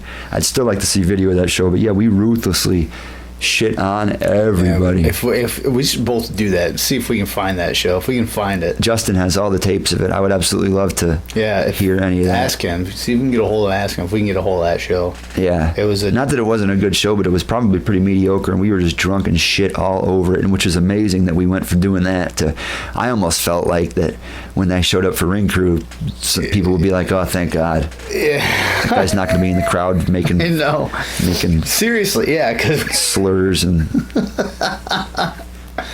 it was really like demeaning and everything. Everything we were yelling was just awful. But in turn, we had to make it fun for us, dude. It was fucking what a blast. We paid to be there, and we made the show real fun for ourselves. Yeah, and the people surrounding. Who even drove us that night? Amanda. Did she? Yeah. She picked us up? No, she was there with us. She sat there the whole time we were doing Too bad that. we can't have her in here for 5 minutes and just be like, oh my God, you guys were so fucking embarrassing. I wanted to kill you, James. Yeah. We roasted everybody. That was Start to finish. And more, you know they were going back through the curtain being like, those fucking assholes. the more listen, you got to put on a good match because you're just gonna get cut. But it didn't even matter if they put on a good match, a bad match, mediocre. It didn't fucking matter. We just fucking cut them down. Just It's to get reactions. There is no escaping this. I bought a Dude Love figure and drunkenly I gifted it to Eddie Edwards. And he said he was going to take it home and put it on his shelf full of wrestling figures. The Stone Cold one. That's where you got that stuff. Oh, I bought... That's yeah. right. Yeah, because he gave me that. Yep. Yeah. Of course, I'm drunk and you have action figures for $2. I'm digging through them. I don't give a fuck. The Swedish bikini team could be there. And I'd be like, move over quick. I'll fail at hitting on you in a minute. Let me dig through these figures first, you know? Listen, I'm really good at this, so just give me a second. Yeah. Yeah, but yeah, that was the first time I went to one of those shows. Actually, the way we got wind of it is, the way I got wind of it is, my father told me, it's like, Mike, he's like, you remember Mike? I'm like, yeah. He goes, he owns a wrestling organization. I'm like, no shit. And this is probably like a couple weeks before that show. I was like, no shit. And then by chance, I think either my father or Mike threw me a link invite or whatever to the Dynasty page. Mm-hmm. And I saw, I was like, oh, they got a show coming up. I was like, why not? I'll go see it. Go check it out. So I went and watched it. I got a hold of you. And we went and saw it. And whew, it was a blast. Oh, yeah. Any way, shape, or form. Hung out with the blast. captain. Captain Nick Ando. I wish he was booked a little more. I think he's been with us a couple times, though. He's right there. Captain Nick, put up the picture with the three of us. That's the one. I got the mustache. Yeah. The mustache, and I had this look. Drunk. All right, let's talk about. You just mentioned somebody I wanted to. Let's talk about Mike. Mike King. Mike actually. Uncle King. Uncle Mike. He was an owner of a video store in town where Quackers and I went to school. The video store in town. So even at no, there was two. The one across the street? Parky's. There's Fuck Parky's. That was actually, I think it was there before. Oh, yeah, fuck Parky's. And then there's BC Video. BC Video I always all went to day. that. I mean, because my father and Mike were friends back in the day. Even back in the day, Mike was supplying us with wrestling footage. Yeah. Today, he's supplying us with the opportunity to film and do all this cool shit. And even back then, he was supplying us with tapes we would not otherwise have access to. He supplied me with old wrestling tapes. UFC. The Dark Crystal. Horror movies. Bought horror Super movies. Nintendo games from him. Yep. I played regular Nintendo. I was, regular Nintendo games renting there. Then Super Nintendo when that came out, right up to Nintendo 64. And I think that's about the time that he closed shop. Throughout our entire lives, Mike has been supplying us with wrestling in one way or another, whether it be tapes or the opportunity to do this, which is amazing. It's entertainment. Huge shout out, Uncle Mike. Yeah. Love you, Uncle Mike. And the boys too, Mike Jr., Nick. Shout out to them. Yeah. Shout out to baby Emily. Uncle Baby Emily. Yep. Uncle Boys. Shout out Christy, Mrs. King. Love Mike. Love Mike. And then he invited us to do Ring Crew in St. Johnsville. Yeah, actually, I can't, if I remember correct, I think I just asked, listen, if you guys ever need any help, you don't have to pay or anything like that. It's like, let me know. And he, immediately messaged me back. He's like, yeah, we always use help. And I was like, yeah, when do you want me to show up? He's like, usually about noon we're there. I'm like, okay. And that's how that got started. I just was like, hey, do you need help? And they said, yeah. I'm like, cool, foot in the door. Yep. Just as easy as that. It's like, who would have known? When you invited me. That easy. Yeah. And I'm like, hey, Brandon was the captain. Brandon has always been the captain of Ring Crew. Brandon kills it. He puts in the work, dude. I remember there was a couple times where he wasn't there, and I had to assume the role. I'm like, fuck me. Really, the only hard part about that is loading the trailer right. One is to get everything on there, but two is to evenly distribute the weight. Luckily enough, I've been in warehousing long enough. I know what not to do. Yeah. But I remember going there before. I think it was the first time Brandon wasn't there, and I walked out to the trailer, and it was half loaded. The ring was on one side. I'm like, what the fuck are you doing? I was like, this thing is going to tip or break in half. Like, what the fuck are you doing? So I had to get everyone to unload the trailer to reload it. Yeah, but he's definitely been in charge of all that shit, and My worst memories of the trailer would be after it was half full. So you're walking on a combination of guardrails, ring mats, ring ropes, all kinds of soft and hard shit. And there's a couple fluorescent light structures on the root ceiling of it, and with the sharp metal edges. And one night I hit my head on those so hard about 4 times. I swore that I'd just be bleeding massively. It just hurt so bad. I was always weary about like lifting shit up and breaking the lights in there, like turning one of the posts or something. Just well, never happened, but it's always in the back of my mind. Either that or just stepping wrong on the guardrails and just like foot going through. to turn posts, Especially if it's like February or something, it's wicked cold. So whenever you fucking bust your hand or like crack your foot, it just hurts it that much more. Oh, and if anybody else is listening that does ring crew, at the last show, I just did all the guardrails, and I think I did some of the boards myself. I didn't do any team lifting. Sometimes I will if I'm lifting with somebody who I trust and not fucking drop the thing. But I was That's the thing too. I was so high at the end of the show that I didn't even trust myself. I didn't want to seem like I was a dick trying to be. But I did all the guardrails myself, and I lifted a bunch of shit myself too. That's the thing too. Is like if you're lifting with someone.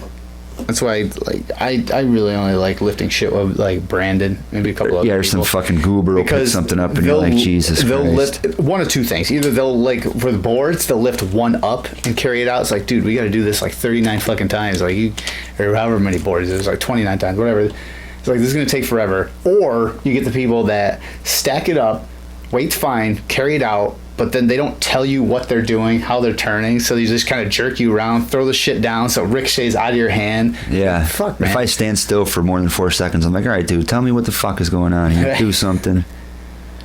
So, Any other thoughts on the ring crew aspect of it? I don't do it anymore.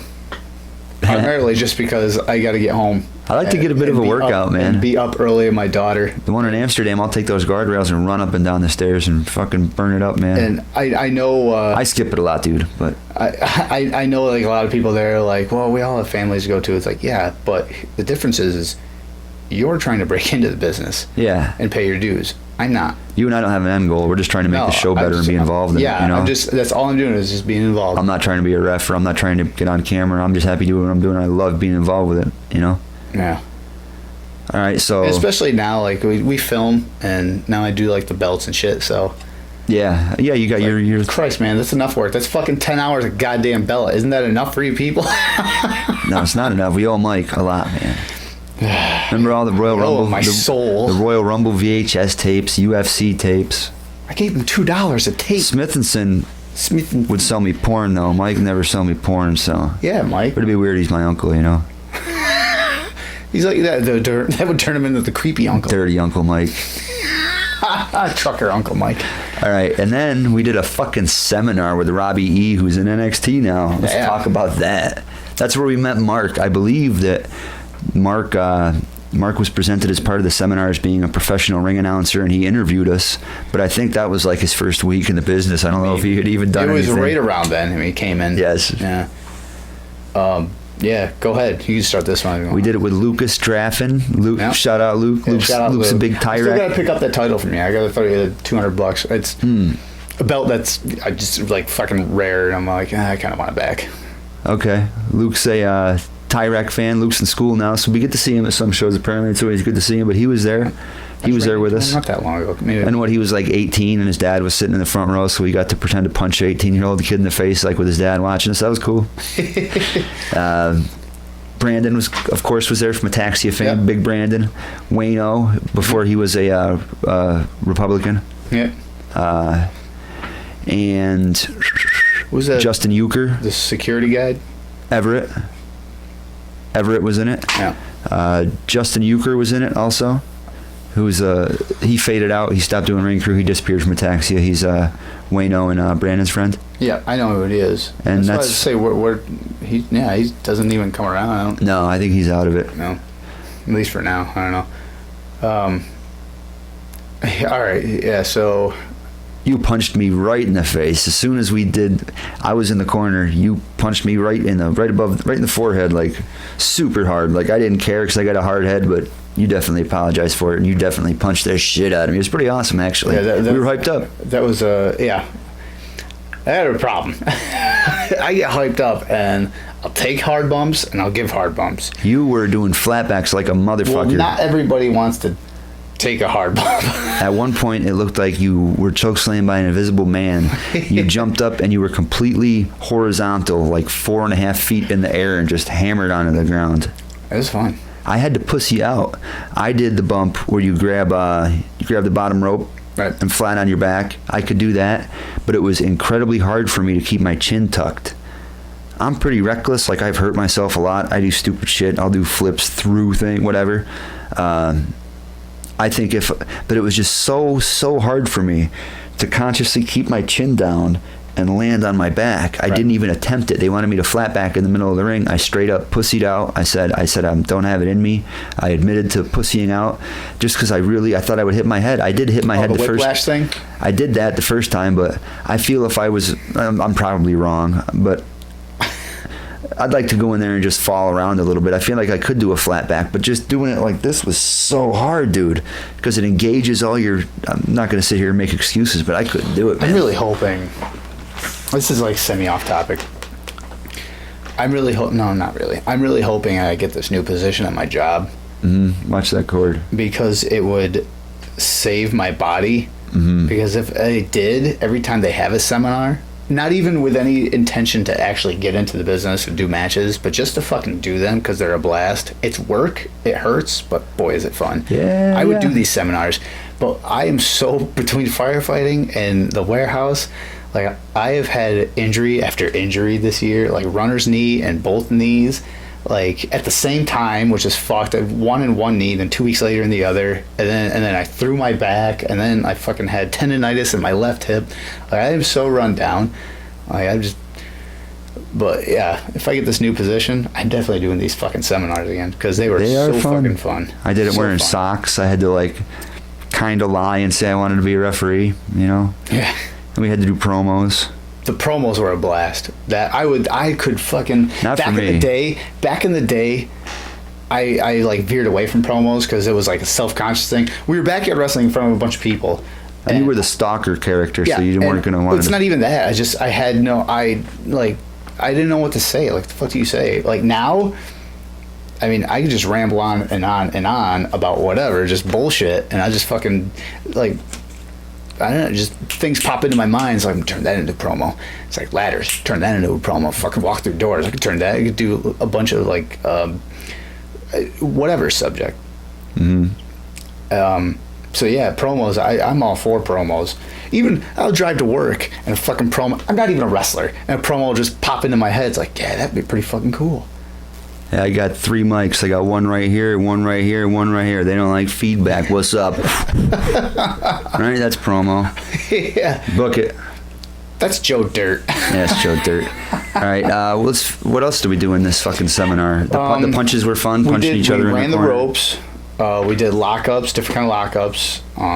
Later, I don't know if it was in the seminar. I think it was a different show where I actually did like running spots, like where with Brandon and Wayno, where we do like headlock. I thumbed Wayno in the eye pretty hard, punching him. We do a lockup into a headlock, push to the rope, run the rope, come back, shoulder block, fall, look, make eye contact. When the fuck did you do that? It was at one of the shows, or before one of the shows. I don't think it was a seminar. Cool. We run the rope. Oh, I remember you did that. Just like a spot, like your basic like wrestling chain, whatever, chain of moves. So I ran that with him, and that was fun. And yeah, I'd love to do more stuff like that. So Everett on the flat back almost whacked his head twice so hard that Robbie E had to tell him not to do it. Yeah, how are we gonna? He says he didn't actually hit his head, and I don't think that he did. And he told me that it was controlled. So it's what he said. He did say he hit it the first time a little bit. I purposely did that to make it look better on camera. Yeah. No, you didn't. Dude, whatever you want to say, if you're a big fan, you're trying. You're right. You're trying to get into it. That okay? I get it, but listen, what you were doing and what I saw, and I'm not even a pro wrestler, but what I saw. It's hard to tuck your chin, man. I'm telling you. The same thing that Robbie E and everyone else saw, dude. You were whiplashing hardcore. That is not good for your. It did look good though. Like for a train wreck, I suppose, but no. That is not cool. Not cool at all. Remember how Lucas was bumping? No. He would. I don't remember much. Lucas did it cool, man. He would he would fall to his back real fast and throw out his arms and legs, and he would kind of throw out his arms and legs at the last minute and just hammer on. But he would fall down fast and hit the mat. Like, he had a kind of a unique way of doing it that was pretty cool. Right. And then Brandon and Wayno had a match afterwards, and Robbie E ripped it. Boy. I think maybe that's like an old school thing, because you can't have a seminar and say, dude, that was great, you have to shit on it. Yeah. But he was pretty rough on it, dude. He was like, I saw this and this, and honestly, guys, halfway through I just stopped writing stuff down. Yeah. That was rough. Yeah, he did. And he told Euchre, Euchre was wearing like a Seth Rollins shirt, and he's like, if you want to be a wrestler, you shouldn't wear a shirt with another wrestler on it. I'm like, dude, we're in fucking St. Johnsville, you know what I mean? Like, maybe there's something to that on a bigger level. They did. All right. Well, They did a super dangerous spot, though. I think they did the one where Brandon will have Wayno in a razor's edge, or like a dominator, right, and flips him over. They do some crazy shit like that. They've done it really good in a battle royal and matches at other shows, but there was something gnarly about it at that one. Like, one of their heads almost didn't clear, and like he almost fucked him up. And it's got to be hard with no crowd, and I don't know. I don't think it's the no crowd thing. I think it's just the fact that they knew they were. I'm trying to cut up some slack, and this was a long time ago. They were being too. educated by Robbie E, who's pretty credible. So yeah, and this was a long time ago as well. Going back though, the thing with the wrestling shirt and trying to break in the business, I agree with the things like you shouldn't wear a wrestler's shirt, another wrestler's shirt, but I also can't stand it. And this is just my own personal opinion. I wouldn't wear a fucking Seth Rollins shirt anywhere. I'll wear deathmatch shirts. I'll wear a shirt that says "Get Fisted." I'm not even for. I want to try to get laid in my shirt. If I can't possibly pick up some chick I'm not gonna have a shirt with a big The Rock's face on it or some shit. I am not for wearing your own merchandise. Okay, listen, I don't get laid in wrestling shirts. All right. Will you shut the fuck up and trying to make a point? Okay, I really do. Go ahead. I'm not for wearing your own merchandise either. Like, anytime I see, we'll say a Seth Rollins come out. If a heel does it, that's cool. If their gimmick is full of themselves, okay. But if fucking oh yeah, it's a Shop Zone commercial. Every goddamn wrestler's like coming a out game with their show, own yeah. thing, and I know why they do it. Don't get me wrong. It's not like they do it for marketing. Zone. Well, no shit. Like, every wrestler does that for marketing, but it's just as a character, I'm like, no. So, I mean, that's what he used to. They've done it since the 80s. Roddy Piper always wore his shirt, but somewhere in here, I've always been like, do you think that was a market? Do you think that was a sale item first, or do you think it's something he had made and they sold him subsequently? I don't know back then. I think it probably, I don't know. So, any other memories of this tryout? Not really. Well, the one compliment I got from Robbie E, and who's the other guy that was there with him? Like, kind of. He had a falling out with Mark. He's a piece of shit. Is it heavier? The icon guy? Dan Ram, major scumbag. Maybe he was the guy. It was the two of them. They had complimented me. They asked me if I was trained beforehand. I told him, I was like, well, aside from backyard wrestling, he's like, no. Did Icon Dan Ram offer to rip you off on some T-shirts? And no. Okay. No, they just complimented me on what I was doing. It's like, yeah, it's like you pick up everything real fast and real well, and like you bumped really well. And I think my only problem is, even though, and I know Brandon, you can attest to this too, is I hit hard. You do not. For a wrestling hit? For a featherweight. I slugged you in the face. Yeah, you did. But see, the thing is, like, I don't... Got these goddamn concrete hands. I never make it in the pro wrestling industry. I don't know what to do. I'm a fighter, not a wrestler. No, you have the power of 10 men. I get it. I can't. Yeah, but I cut my hair, and it's just like, it's gone.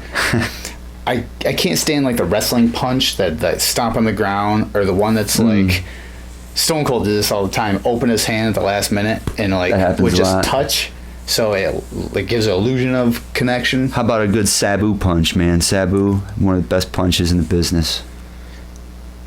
You know who has an amazing punch too? I realize Matt Tremont. Yeah. He I'm not gonna give it away. No, he does.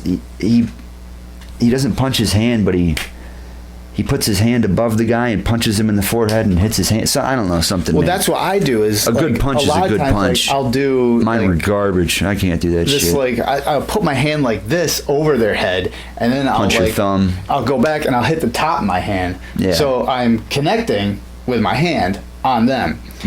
Well, every now and again, I'll pull back, and either sweat or whatever it may be will just like half will go through and just clock them right in the forehead. Yep.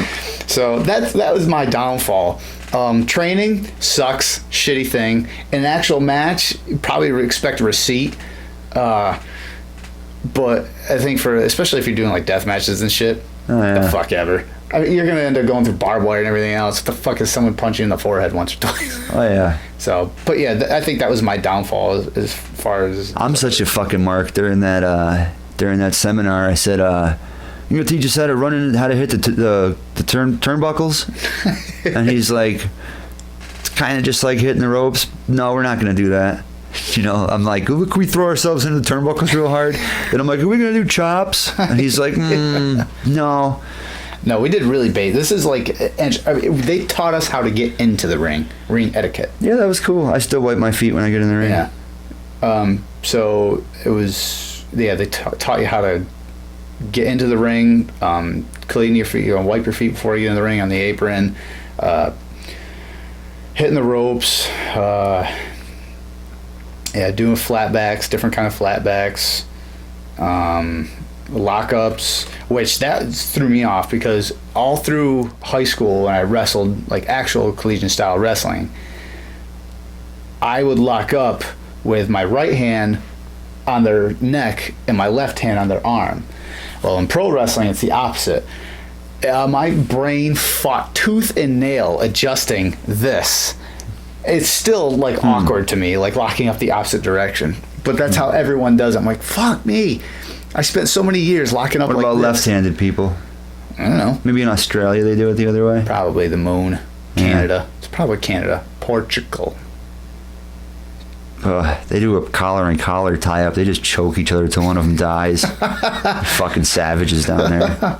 They don't even have a ring, bro. They just dig a hole in the ground. And then after the match is throw done, all dirt in it. they're both done, so someone walking by covers it up. Yep. Jesus Christ. Yeah. That's their sewage system. They just dig holes in their backyard and shit in them. That's they dig a hole in their house, which subsequently is a hole in the ground already. So then we get on to... Anyway. It's a sub rental. It's underground. Then we got on to the fucking film, dude. That felt like that was a very memorable day. That felt like something very awesome. That I think that was a fluke, wasn't it? Two guys didn't show up. Yeah, we need guys to film. And then me and you did it. And that was amazing. That was super cool for me. That felt like the closest I've ever been in my life to one of those, well, maybe the ref thing, but one of those movies where they're like, oh man, the guitar player's sick. What about you, kid? They post some fucking... You know what's funny? You say that, and this comes from right after the fact, right after the cast where we talk about Matt bringing his wrestling gear to the show, and be like, yeah, but I just in case like they asked me to get into the ring, and be like, and you use that same exact line, like you're like, how does the real world work in your head? Fast forward to this episode, and that's exactly what happened to us. Okay, that movie would. Mine's a non-fiction movie. His was a fiction movie where they call a 16-year-old kid in to fucking run spots with a wrestler. You never know. Mass transit incident. Yeah. No, but yeah, that was a fluke. Most of the shit, I don't know about you, but most of the shit that turns into something in my life has always started with a fluke. Always. Yeah.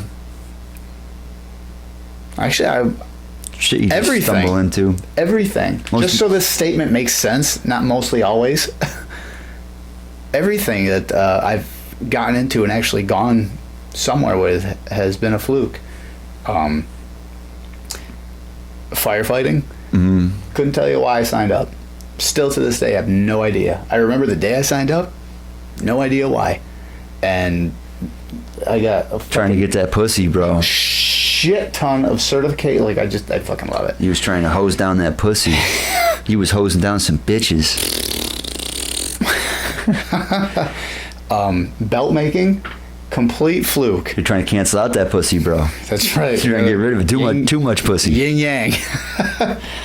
The filming, camera film work, that was a complete fluke how we got into that. Even just getting anywhere in I always wanted to wrestling, do Immortal, it. Dynasty, whatever. Yeah, so did I. It would have been cool to be back there, but complete fluke. Yeah, so just actually, this interview I just did today for this position, complete fluke, because a couple weeks ago, everybody's like, hey, what about that HR position? I'm like, what HR position? Mm-hmm. The day before that, no fucking I would not be a corporate sellout. Most of my relationships, complete flukes.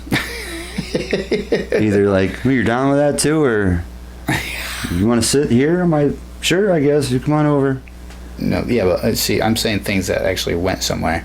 Yeah, it's true. Well, you guys like went under a bridge, and sometimes you dropped her off somewhere. Some of them went 6 feet under. Yeah, but Charlie's still looking for I payment mean, for that, by the Portugal. way. I took them to Portugal. They went 6 feet under. They live down there. all right, that's fair enough. So filming was nuts, dude. Let's talk about it as soon as we started filming. What happened? I don't know. Kenny Roberts came out, cooling the gang, blasting, running around all four sides of the ring, slapping hands with the fans. You remember that shit? I do not remember the fucking first film. You running backwards filming, trip backwards over the stairs. Was that the first time? As soon as we started So, filming, you immediately fell. that was I think I was wearing my hiking boots at the time. Naturally. And it's funny because I made a mental note too before we started. I'm like, I don't want to like trip over these stairs. So we're filming the match. I'm filming an entrance, filming backing up, walking backwards, and there's a set of metal stairs in the corner of the ring. And I turn the corner, filming Kenny in his entrance. You're running backwards, filming him chasing. He's running towards you, and you're running backwards. My heel catches the corner of the stairs, and boom, down I go. And Not even stumble, just down. I don't know if you've seen it, but Justin left it in the YouTube video. I did see it. And shout out Justin. Big shout out to Justin for even just letting us use his camera equipment, which is great. Yeah. But not too big of a shout out. I got heat with you, Justin. I'm sick of having a cord on my goddamn It camera. always has it. I almost got kicked in the head by Tyler Vincent the last show. Although, yeah, you see, I'll put money in on it, man. I'll put in $20. Give me a battery pack. Give me something. you always have a cord on yours, but the downside to not having a cord is like I'll be in the middle of a match, and all of a sudden, like, dude, I got 3 minutes left on battery, so I got to stop in the middle of the match. I'll go out there. I'll say it. I kind of like when my battery runs out and I can watch the main event from the crowd. Like, oh, this is cool. No, I always go over and just get a replacement, either that or a memory card or whatever. Or tape. Yeah, it's not a big deal. Shout out Justin, though. You're the man, Justin, for all the equipment. Shout out to Everclear.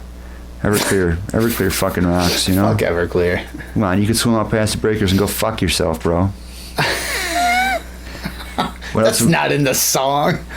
One thing I like about filming, I'll go ahead and put it out there, is you can hear them talk to each other a little more, which is cool. Yeah. Like you hear a guy, In-ring psychology. like, I'll go up to top, I'm gonna jump off, big kick. Sometimes not even that. It's amazing what it means, because like I just said, a guy will be like, send me in the ropes, big kick.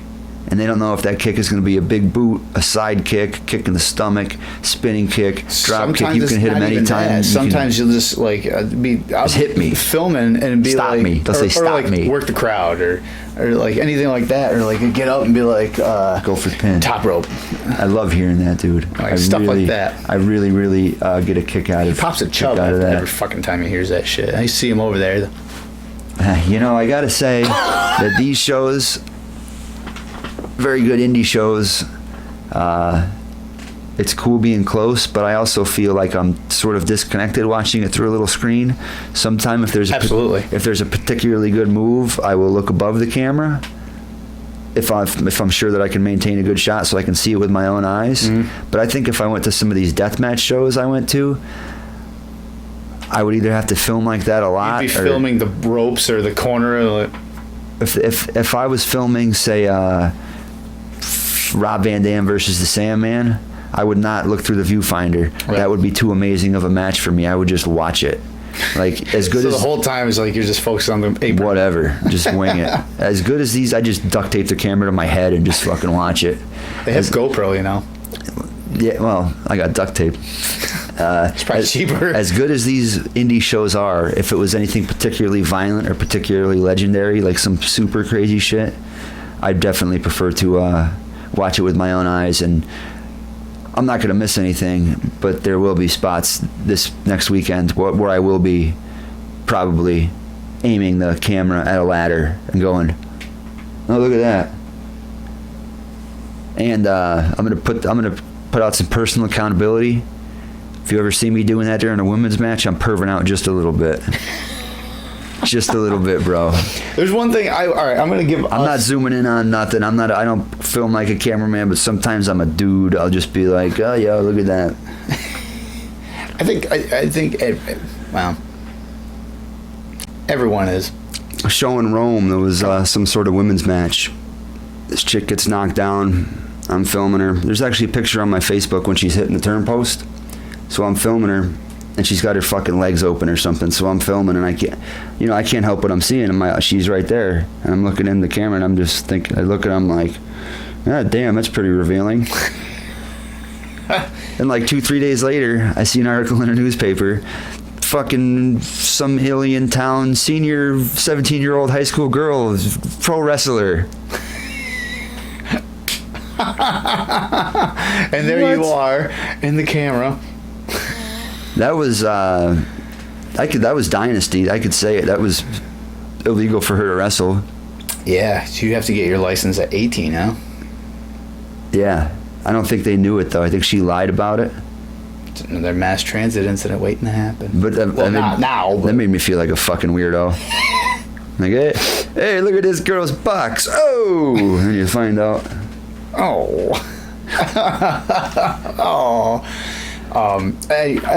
Give us a shout out. That was weird. Just our ability to start, at least the way I look at it, our ability to start communicating while we're filming, just by where you're looking and whatever. So, getting there. Oh, I do good at that, man. Still work in progress. I feel like even though I don't know anything about the technical aspect of it, I've just it's just common sense. Just like, in watching if there's wrestling, shit breaking down, especially, I'll look at you quick to see what direction your camera's pointing. I'm like, okay, I know where to go. Yeah. And in the ring even, you're like, oh, he's going to Irish whip him in the corner. They're going to fake this. Like, just the lifetime of watching it, I feel, really allows me to... And sometimes it's fun, too, when there's stuff going on where it'll be on your side of the ring and you'll be filming it. I'll have freedom to, film a manager or just try to get some weird shot. Right. One time, I got to say this... shout out Justin before I say this. Another shout out Justin. Jesus. Like 4 shots. He told me we were filming the show, and I go, all right, what do you need me to do, man? And he's like, all right, I just need you to stand by the turnbuckle post and just hold the camera right between these 2 ropes and just film the whole show like that. And I'm like, yep, man, you got it. And as soon as I walk away, I'm like, fuck that. I'm doing this for free. I'm doing whatever I want. I'm getting cool shots. I'm getting shots of the manager. I'm running all around. I'm going in the crowd if they go in the crowd. I'm filming whatever I want. And it's going to be better than me just standing there with one fucking camera. I'm not a hard cam, That's going to kill your shoulder, too. 3 yeah. hours of doing this? Yeah. No way. A couple years ago, before I was going to the gym, it would fuck me up just filming these things. I'd just be kneeling down filming, and my legs would just be bumping for days. But now that I go to the gym, it's nothing. It's great. And then, so what else we got on filming? I don't know. I almost got landed on quite a few times. Yeah, I haven't been landed on. I've seen a couple spots. I've been shoved out of the way before. Oh, yeah? Punisher. Nice. He actually shoved me out of the way. Nice. So I'd say that's the one down thing about being on camera is you have no fucking idea what the wrestler's spots are. So you're basically reacting on the fly. It's like you're watching at home, watching the show. You gotta fucking look out to where the hell spots are and stuff. So if they're gonna go outside of the ring, you have to have some kind of knowledge of what wrestling is and be like, all right, I know what they're setting up for. They could go to that guardrail. I better fucking move out of the way. Because if you don't, and you're standing there, you're either going to get shoved violently out of the way and called like a piece of shit or something. Move, you fucking idiot. Or you're going to get heels to the face. Jeff Cannonball grabbed my shirt one time and said, help me, as he was falling down. Yeah. Yeah, but I think that's pretty much it with with camera work. I mean, there's really, aside from just whatever small stores we have at this point and Super basic fun. things, yeah, it is fun. There's not much else to like talk about it. It's point, Love jumping up on keep that the apron. camera as still as possible, and film. Mm-hmm. Yeah. Now let's talk about your belts, the belt making. How did you even get into it? Why did you say it so sensual? Stop coming on to me. Let's start with the belt. Then we'll move on to the pants. Well, I got into belt, the leather work, initially. Well, all right. Well, I started really collecting belts a few years ago, like 2.5, 3 years ago. You were buying them as far as 15 years ago, though. The first one I ever got Cheap ones, and was a WCW Kids TV title. Okay. That was for the backyard wrestling, and then after that, the first full size one I got was the WWF Smoking Skull belt. And that was $200 at the time, brand new, and the kid size was $100. Now, like brand new adult size one is like $450 or $350, depending on what it is.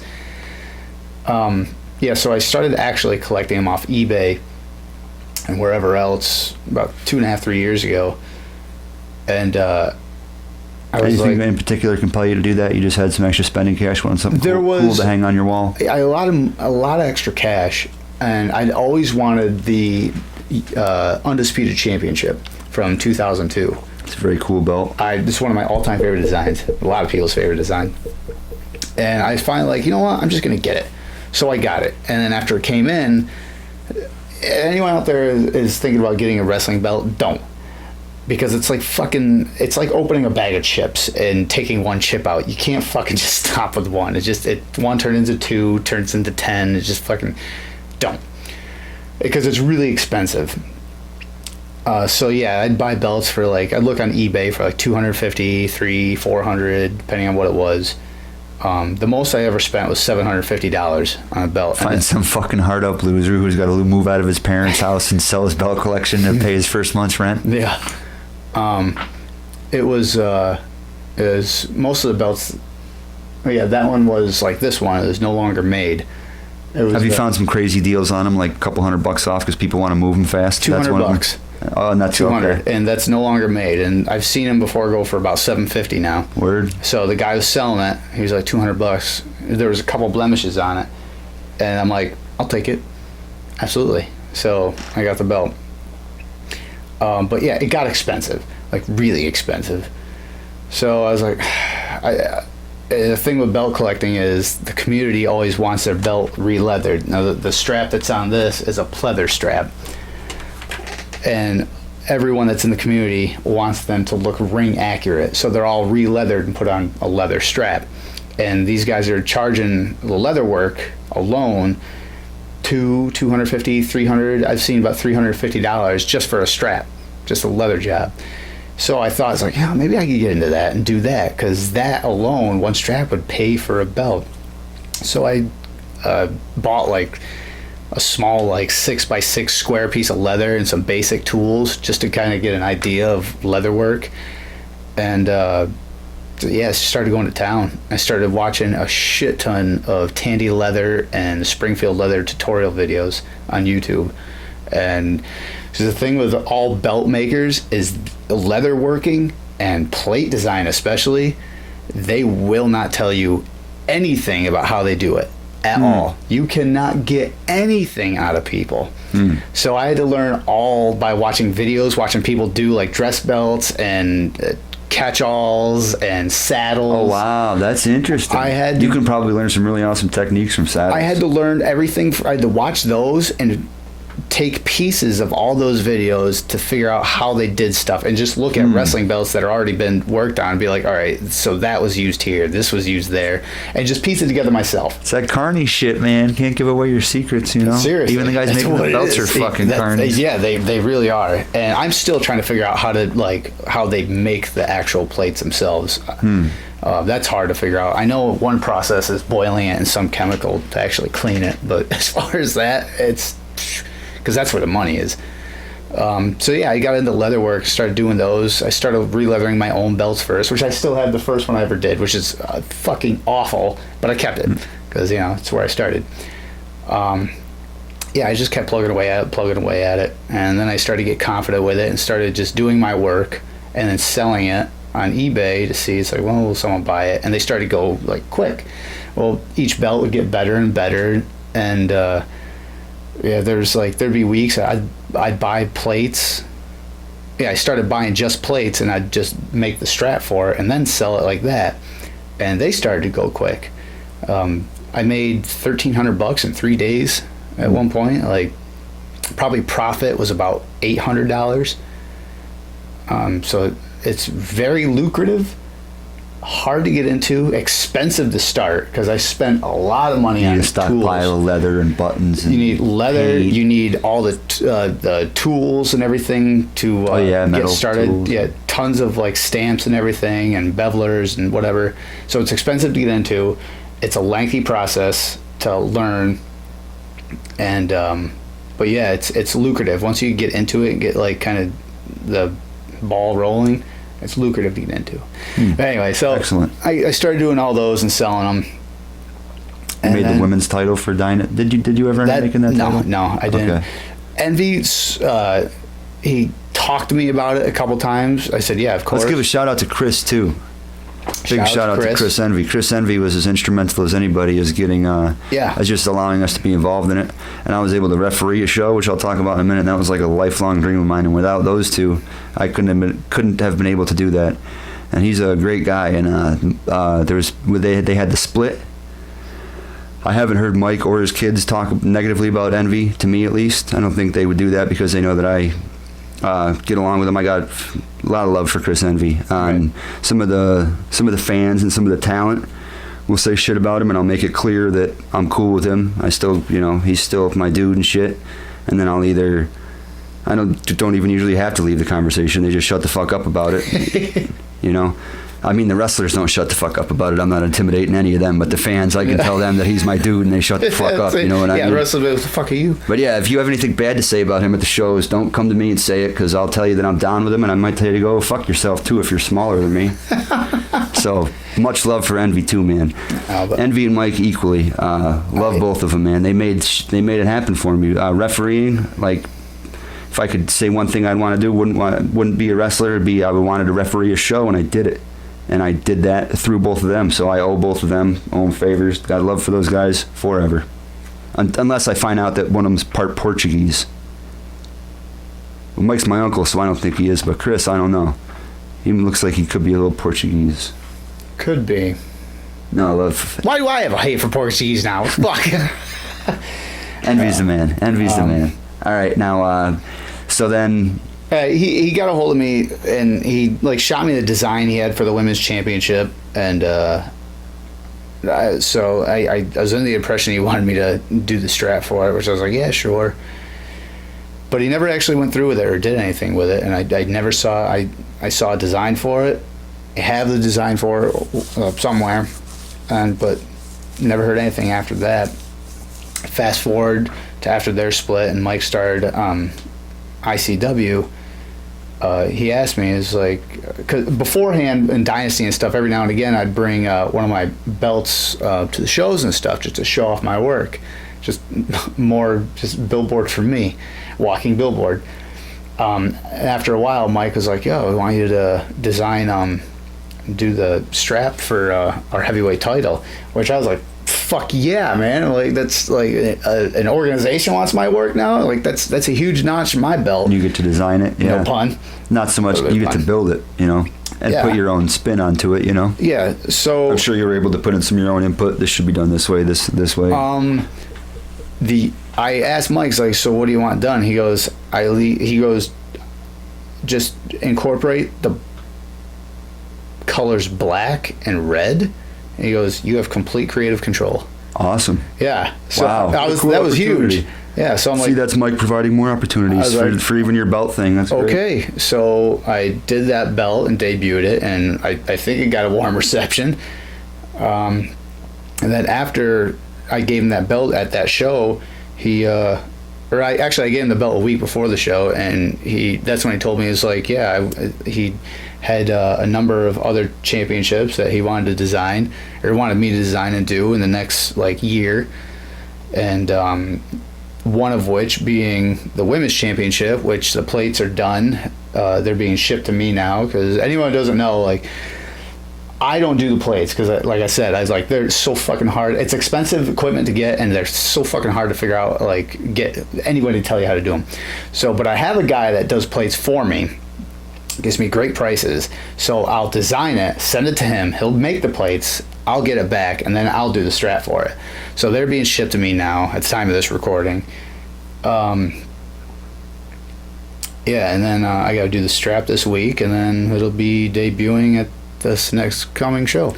And the world title you debuted, they actually brought you out to the ring. Yeah, that was really cool. That was actually even cool for me to see. It was cool for that, but I knew it was cool for you to be getting in the ring. It was cool during the show, and it was cool for me even. It wasn't so much being in the ring with my. It wasn't so much being in the ring. You're part of the show. Being part of the show. Yeah. What was cool was just like my business being the focal point at that moment in the show. So I was like, yeah, this is great publicity. Now it's Tikigodstudios on YouTube. What's your belt? Is it the same thing? It's all under one umbrella? It's the whole thing is under the Tikigodstudios umbrella. Through belts, it's tiki-q. That's what I have all my leatherwork signed as and everything. That's what it is on Facebook. That's what it is on the here on the playlist on YouTube. It's all like Tiki-Q's belt reviews. Okay. So it's all the work I've done, all the strap, like leather work, some customs that I designed. Yeah, but the next one, Mike told me that Medusa is actually going to debut the belt, which that's fucking huge to me. It's like so sad. So this show, she's going to debut the belt. So this went from me debuting the belt, fucking nobody from wherever, to WWE Hall of Famer debuting my work. So that's wild. That's fucking awesome. Yeah, it is, dude. So yeah, my shout out to Mike just for, I mean, filming and working ring crew and all that aside, like just taking my side craft and just kind of putting it on a pedestal. Awesome. Can't give you enough like credit and enough thanks. Why don't you start recording some original intro themes for some of the wrestlers? I got to get a sound card to do all over music this and stuff. I thought about it a long time ago. I was like, yeah, I could absolutely do that. They'd all just sound like Stone Cold Steve Austin. Be like, why do all these sound with just different sounds of glass breaking? That's not glass breaking. That's green glass. That's tile. That sounds like glass, dude. Yeah. That's a beer bottle. It's not a sheet of glass. It's porcelain. Meow, meow. Meow. It's just a little different. Played with the kazoo. I have a kazoo. So yeah, big shout out. A lot of respect. A lot of love. Can't wait to see the belt, dude. Yeah. Did I show you the place? I can't remember if I showed you the place. I think you did. I usually keep my work pretty tight under the collar before I debut it. I don't show it off to many people just because I'm not a fan of incomplete work, and I don't keep it under the shirt. You don't keep it under the collar. I don't like when recording music and stuff. Like I don't really let anybody hear. It's like, oh, what do you got so far? I was like, yeah, I hear when it's done. Mm-hmm. That's just me though. So I think the only person that sees everything in progress ever is Amanda, the missus that lives here, but she lives here, so. And also, she doesn't care. She doesn't give a shit about wrestling. No. Can't leave the house a lot in the summer. She's very ginger. Yeah. We got to get John on the show. John, your buddy. Oh yeah. Yeah, I threw that in there because he's always busting on her about being a fucking ginger, so I threw that in there for him. He should be here with his big fucking pistol, and he should have his fucking his big loud fireman thing going off and shit. His big stupid fireman. He should be spitting into a thing. He should be sitting on a hay bale instead of a chair. Piece of straw hanging out of his mouth. No, he's cool as fuck. I want to get into. Are you done with the belt thing? Yeah. I want to get into refereeing the show. I got to referee a show in southern New York. We needed a referee. I informed them that I had referee training, a sufficient amount to referee anyway, which was not true. Pull the Paul Heyman right there. Yes. So you need me to do what? Of course I refereed do that. Four out of 8 matches. My logic for being a referee is I went and got a buzz cut immediately. I was fat. I was like 240 pounds or something. And I had ill-fitting pants. I bought plain black sneakers. I wore my glasses. I shaved so I had just a mustache because I wanted to look like an NBA referee from the 70s. Like I wanted to look like an old school referee. And I bought a wristwatch, and I don't even know if I put batteries in it. I just wore it. And it went pretty good, though. I spent weeks thinking about how to do it, and I was relatively nervous. And the first time I fucked up, I was told to slow my counts, because what I was doing was when somebody was in the corner, they were beating on somebody, I was going 1, 2. I wanted to give them time to lay their shit in and really work them over. That's what was going on in my head. Right. But I guess it helps the pace of the show. Or if you do it a little faster, like 1, 2, come on, 3, come on, let's go, 4. Get them out of there quicker. So I was told to do that, which makes sense. But unfortunately, I misconstrued that. 1, 2, 3, 4, come on. No, I applied it to the counts. So I would go 1. Yeah. So you were doing 2, slow counts. So you're doing like the old ECW counts, like 1, 2. No, my counts were fine.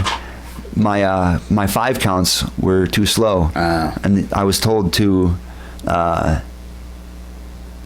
slow my counts. So I slowed the 5 like I should. Do you get your story straight now? I was told to slow. No, but I was too fast. I was too fast. And fuck Queso. Don't even talk about him right now, bro.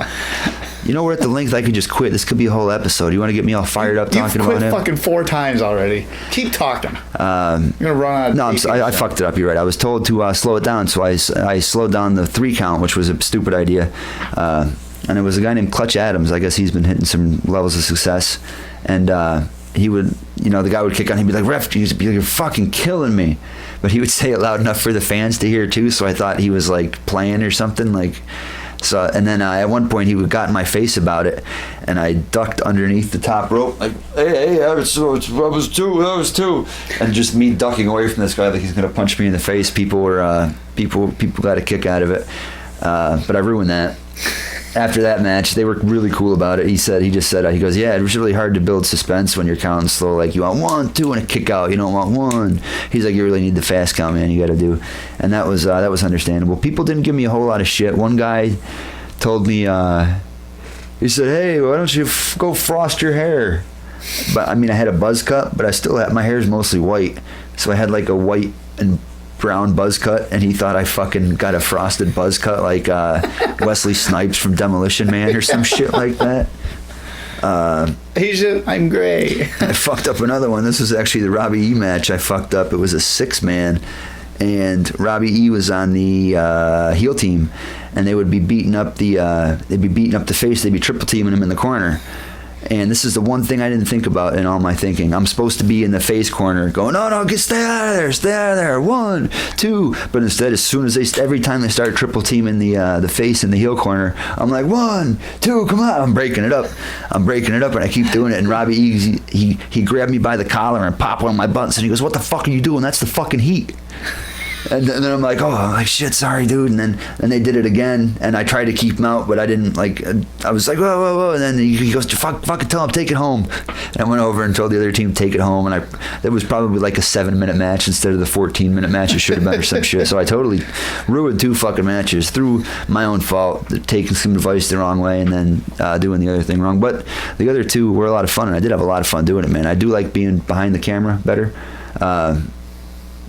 And it was funny too afterwards. I guess I wasn't rolling around in there. I wasn't fucking sliding around enough. Mr. Man, who's always been great to me and given me awesome advice and helped me a lot with things, he said, he goes, yeah, you're not getting down real fast for those counts. Do you have bad legs or bad ankles, or have you had like leg surgery or something? And I go, nope. And he goes, okay. That was it.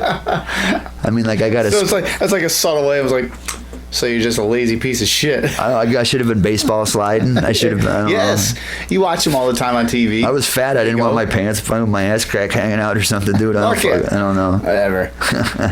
But yeah, that was awesome, and I did it. And just doing it was great. I did it once. I would do it again. Was I in? No, I was in the hospital. My daughter's being bored for the show with Tommy Dreamer. Mm-hmm. That's when that was. Because I was like, oh, am I going to miss that? Whatever. I wouldn't have missed it. You're not having the baby. Listen, she's going to be here when I'm back. And then I've also been afforded the awesome fucking luxury of driving some of these guys around. Yeah. I got to pick up Jack Swagger from the airport and take him to the autograph signing. He's a real cool dude. I got to pick up Billy Gunn from the airport and spend like the whole day with him, drive around over 100 miles. He's from Florida. We were going into the mall. It was, I don't know when the hell was it. It was a few months. It was in April. It was cold, March. And he was getting his shit out of the back of my car and he says, "Great jumping junipers, it's cold out here." And then we're leaving the signing. Progressively throughout the day, he was a little grumpy at first. He was bitching about travel. And then we did the signing and he warmed up a little bit. Then we ate food and he warmed up a little bit. And then after the show, he was in high spirits. So after the signing, he said, "Oh, we got to eat, man. Where are we going to eat?" And I said, "There's a Denny's over here, but I'm guessing you don't want to go to Denny's." And, No. And so there was a Waffle House, and we went to the Waffle House. 2 people recognized him, some hot waitress. He got a picture with her. Some kid got a picture with him, and he was real cool. And on the way back, I just so happened to mention to him, this is exactly what I said. I said, "Hey, Billy, you've seen the Saturday Night Live episode of Chris Farley where he's interviewing John Lennon, right?" You go, yeah. I go, "The one where he says, 'Remember when you did that song, Imagine, and this and this?'" "Oh, yes, I do." That was awesome. And I said, "I feel like I'm about to do that to you right now." And he laughed and he's like, "All right." And I go, "When Bubba Ray Dudley was bent over on top of that table and you jumped in the air and gave him a famouser face first through it," I'm like, "Dude, that was fucking sick." And he goes, "Yeah, I tore every muscle off of my elbow doing that." He was out for like a year. I had no idea. I tried to bring up this awesome memory of some crazy shit he did, and it was his worst. That shortened my career. The worst injury of his entire career. And I'm like, "Well, dude, remember that time when you got fucked up? It was awesome." I go, "It was sick." And then we got into death matches because we were talking about AEW, and I brought up the topic of Joey Shout out Janela. to AEW. I can't wait. They don't need your shout out, bro. They might. So I got to talking about. What if they did? I got to talking about Joey Janela, and he said he had seen the roof bump where Joey and Zandig went off the roof, and I said I was there, and he was like, "Jesus, oh my God." I asked him if crazy clips like that are passed among wrestlers. To be like, look at these guys, and he goes, "Honestly, if I open anything like that, I don't even watch it. I don't want any of that shit." He said, "Imagine if I were to be in a match like that. What would you have to do for me to slam you through a sheet of glass? You'd have to kill my wife to motivate me to do that to you in a wrestling match. What's the psychology behind it?" I mean, I get it. It's cool, but I love deathmatch wrestling. It's my shit. But it was just super funny to talk about that with him. And then last time I got to spend the day with Brian Pillman Jr. and that was cool. That's man. cool shit. He's cool as fuck. He is definitely cool as fuck. We went to Applebee's and he got the quesadilla burger. He's a good brother. He called me a good brother. I think we're going to be friends. And I always blow it. Every time I blow it.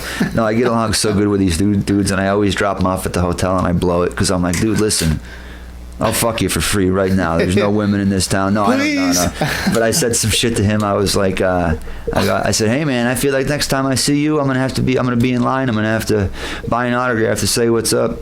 And he goes, "No, man, never, man. No." And I go, "No, I mean it." And I said, "I think you'll be going places, man, and this is the last time I'll be able to bullshit with you, and it's great talking." Then I always just kiss a little too much ass at the end. With Billy, I Show the puppy dog, kick the dirt, and I'll see you later. I literally guess. told Billy Gunn, I go, "Man, you're cool as fuck. This is cool as fuck. I mean, they say don't meet your heroes, dude, but you're fucking awesome." And he's like, "Yeah, have a good night."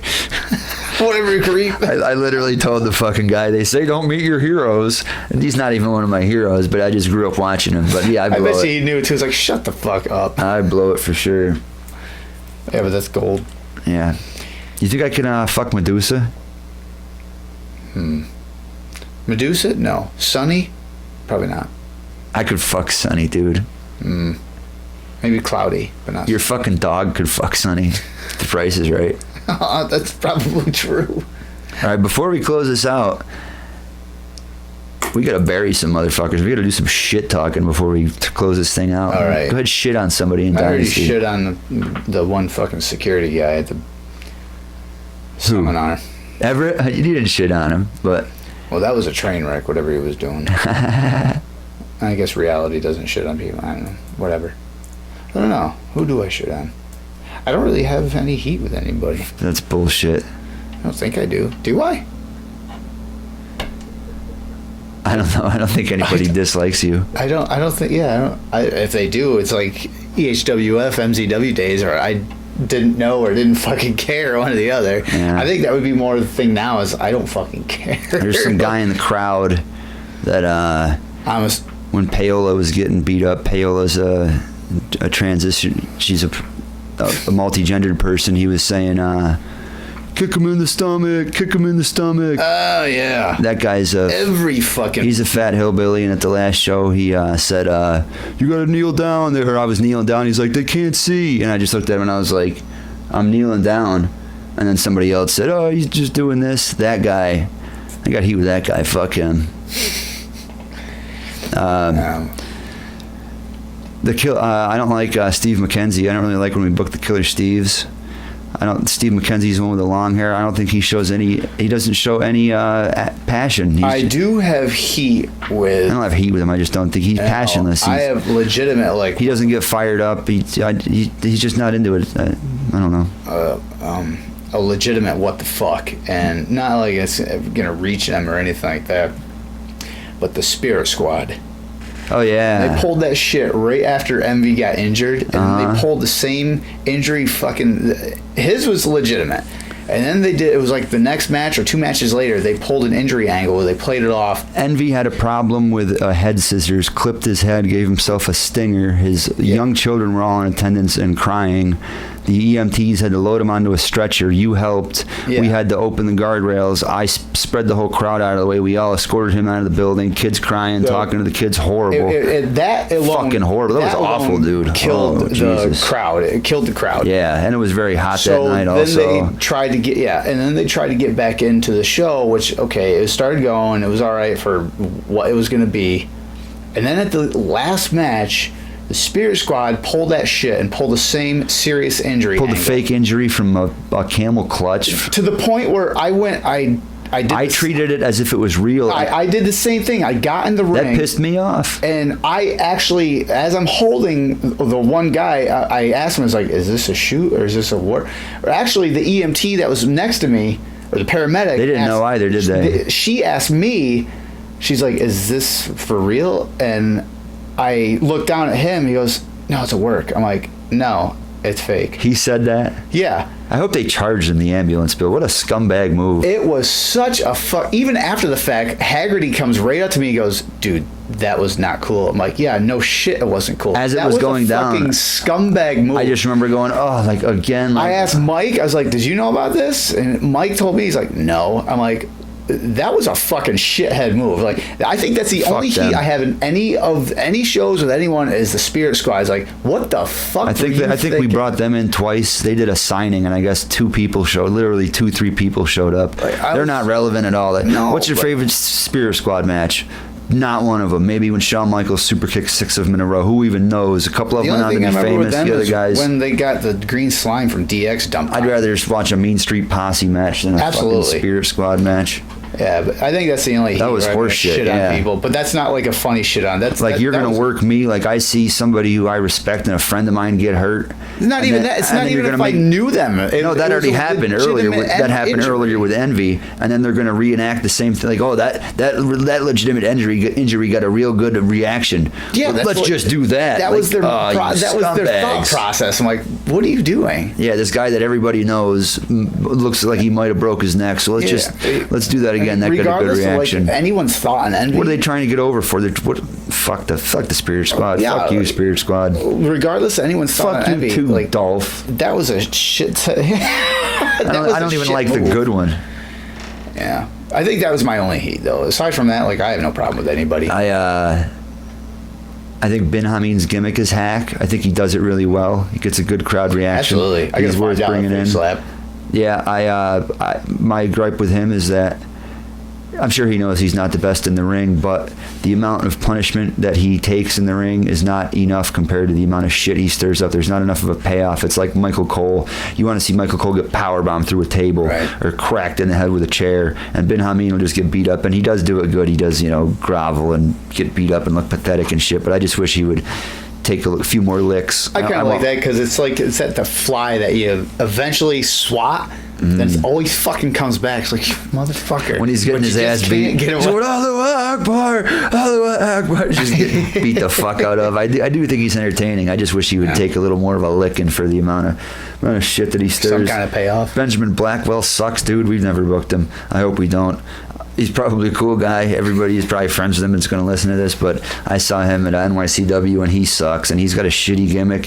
He just has like a Johnny Depp Pirates of the Caribbean outfit that wouldn't even win a costume contest, and he had a whole merch table full of like dollar store pirate hats and fake hooks and like he sold for gold coin piece. candy and just garbage, and it's like, dude, your gimmick sucks. It's unoriginal. You still suck in the ring. Why do you have all this fucking shitty merchandise? You got a merchandise full of suck. Bad in there. He might be good one day, but right now he's not. He sucks. I don't like seeing him get booked. And you got anybody else to shit on? No, just that like legitimate thing. Anything else like wrestling's like whatever. There's gonna be shit wrestlers. There's gonna be good wrestlers. There's gonna be shit heads. We gotta shit on somebody. This is how we get the ratings, though, James. About Charlie. That's your extreme hatred for that. I don't have an extreme Mexican Portugal guy. No, if he was Portuguese, I would not even be sitting in this chair right now. Think I'd be friends with him on Facebook? He was Portuguese. I didn't think you were. Figured by now you would have deleted him. He's blocked. He can't see anything. That's the big thing nowadays. No, I love Charlie. They deleted me. They blocked me. Must be serious. I got love for Charlie. I've known him for a long time. That's a work. Yeah, it's a work. That's it. I'm done. I don't quit. I'm going to stay.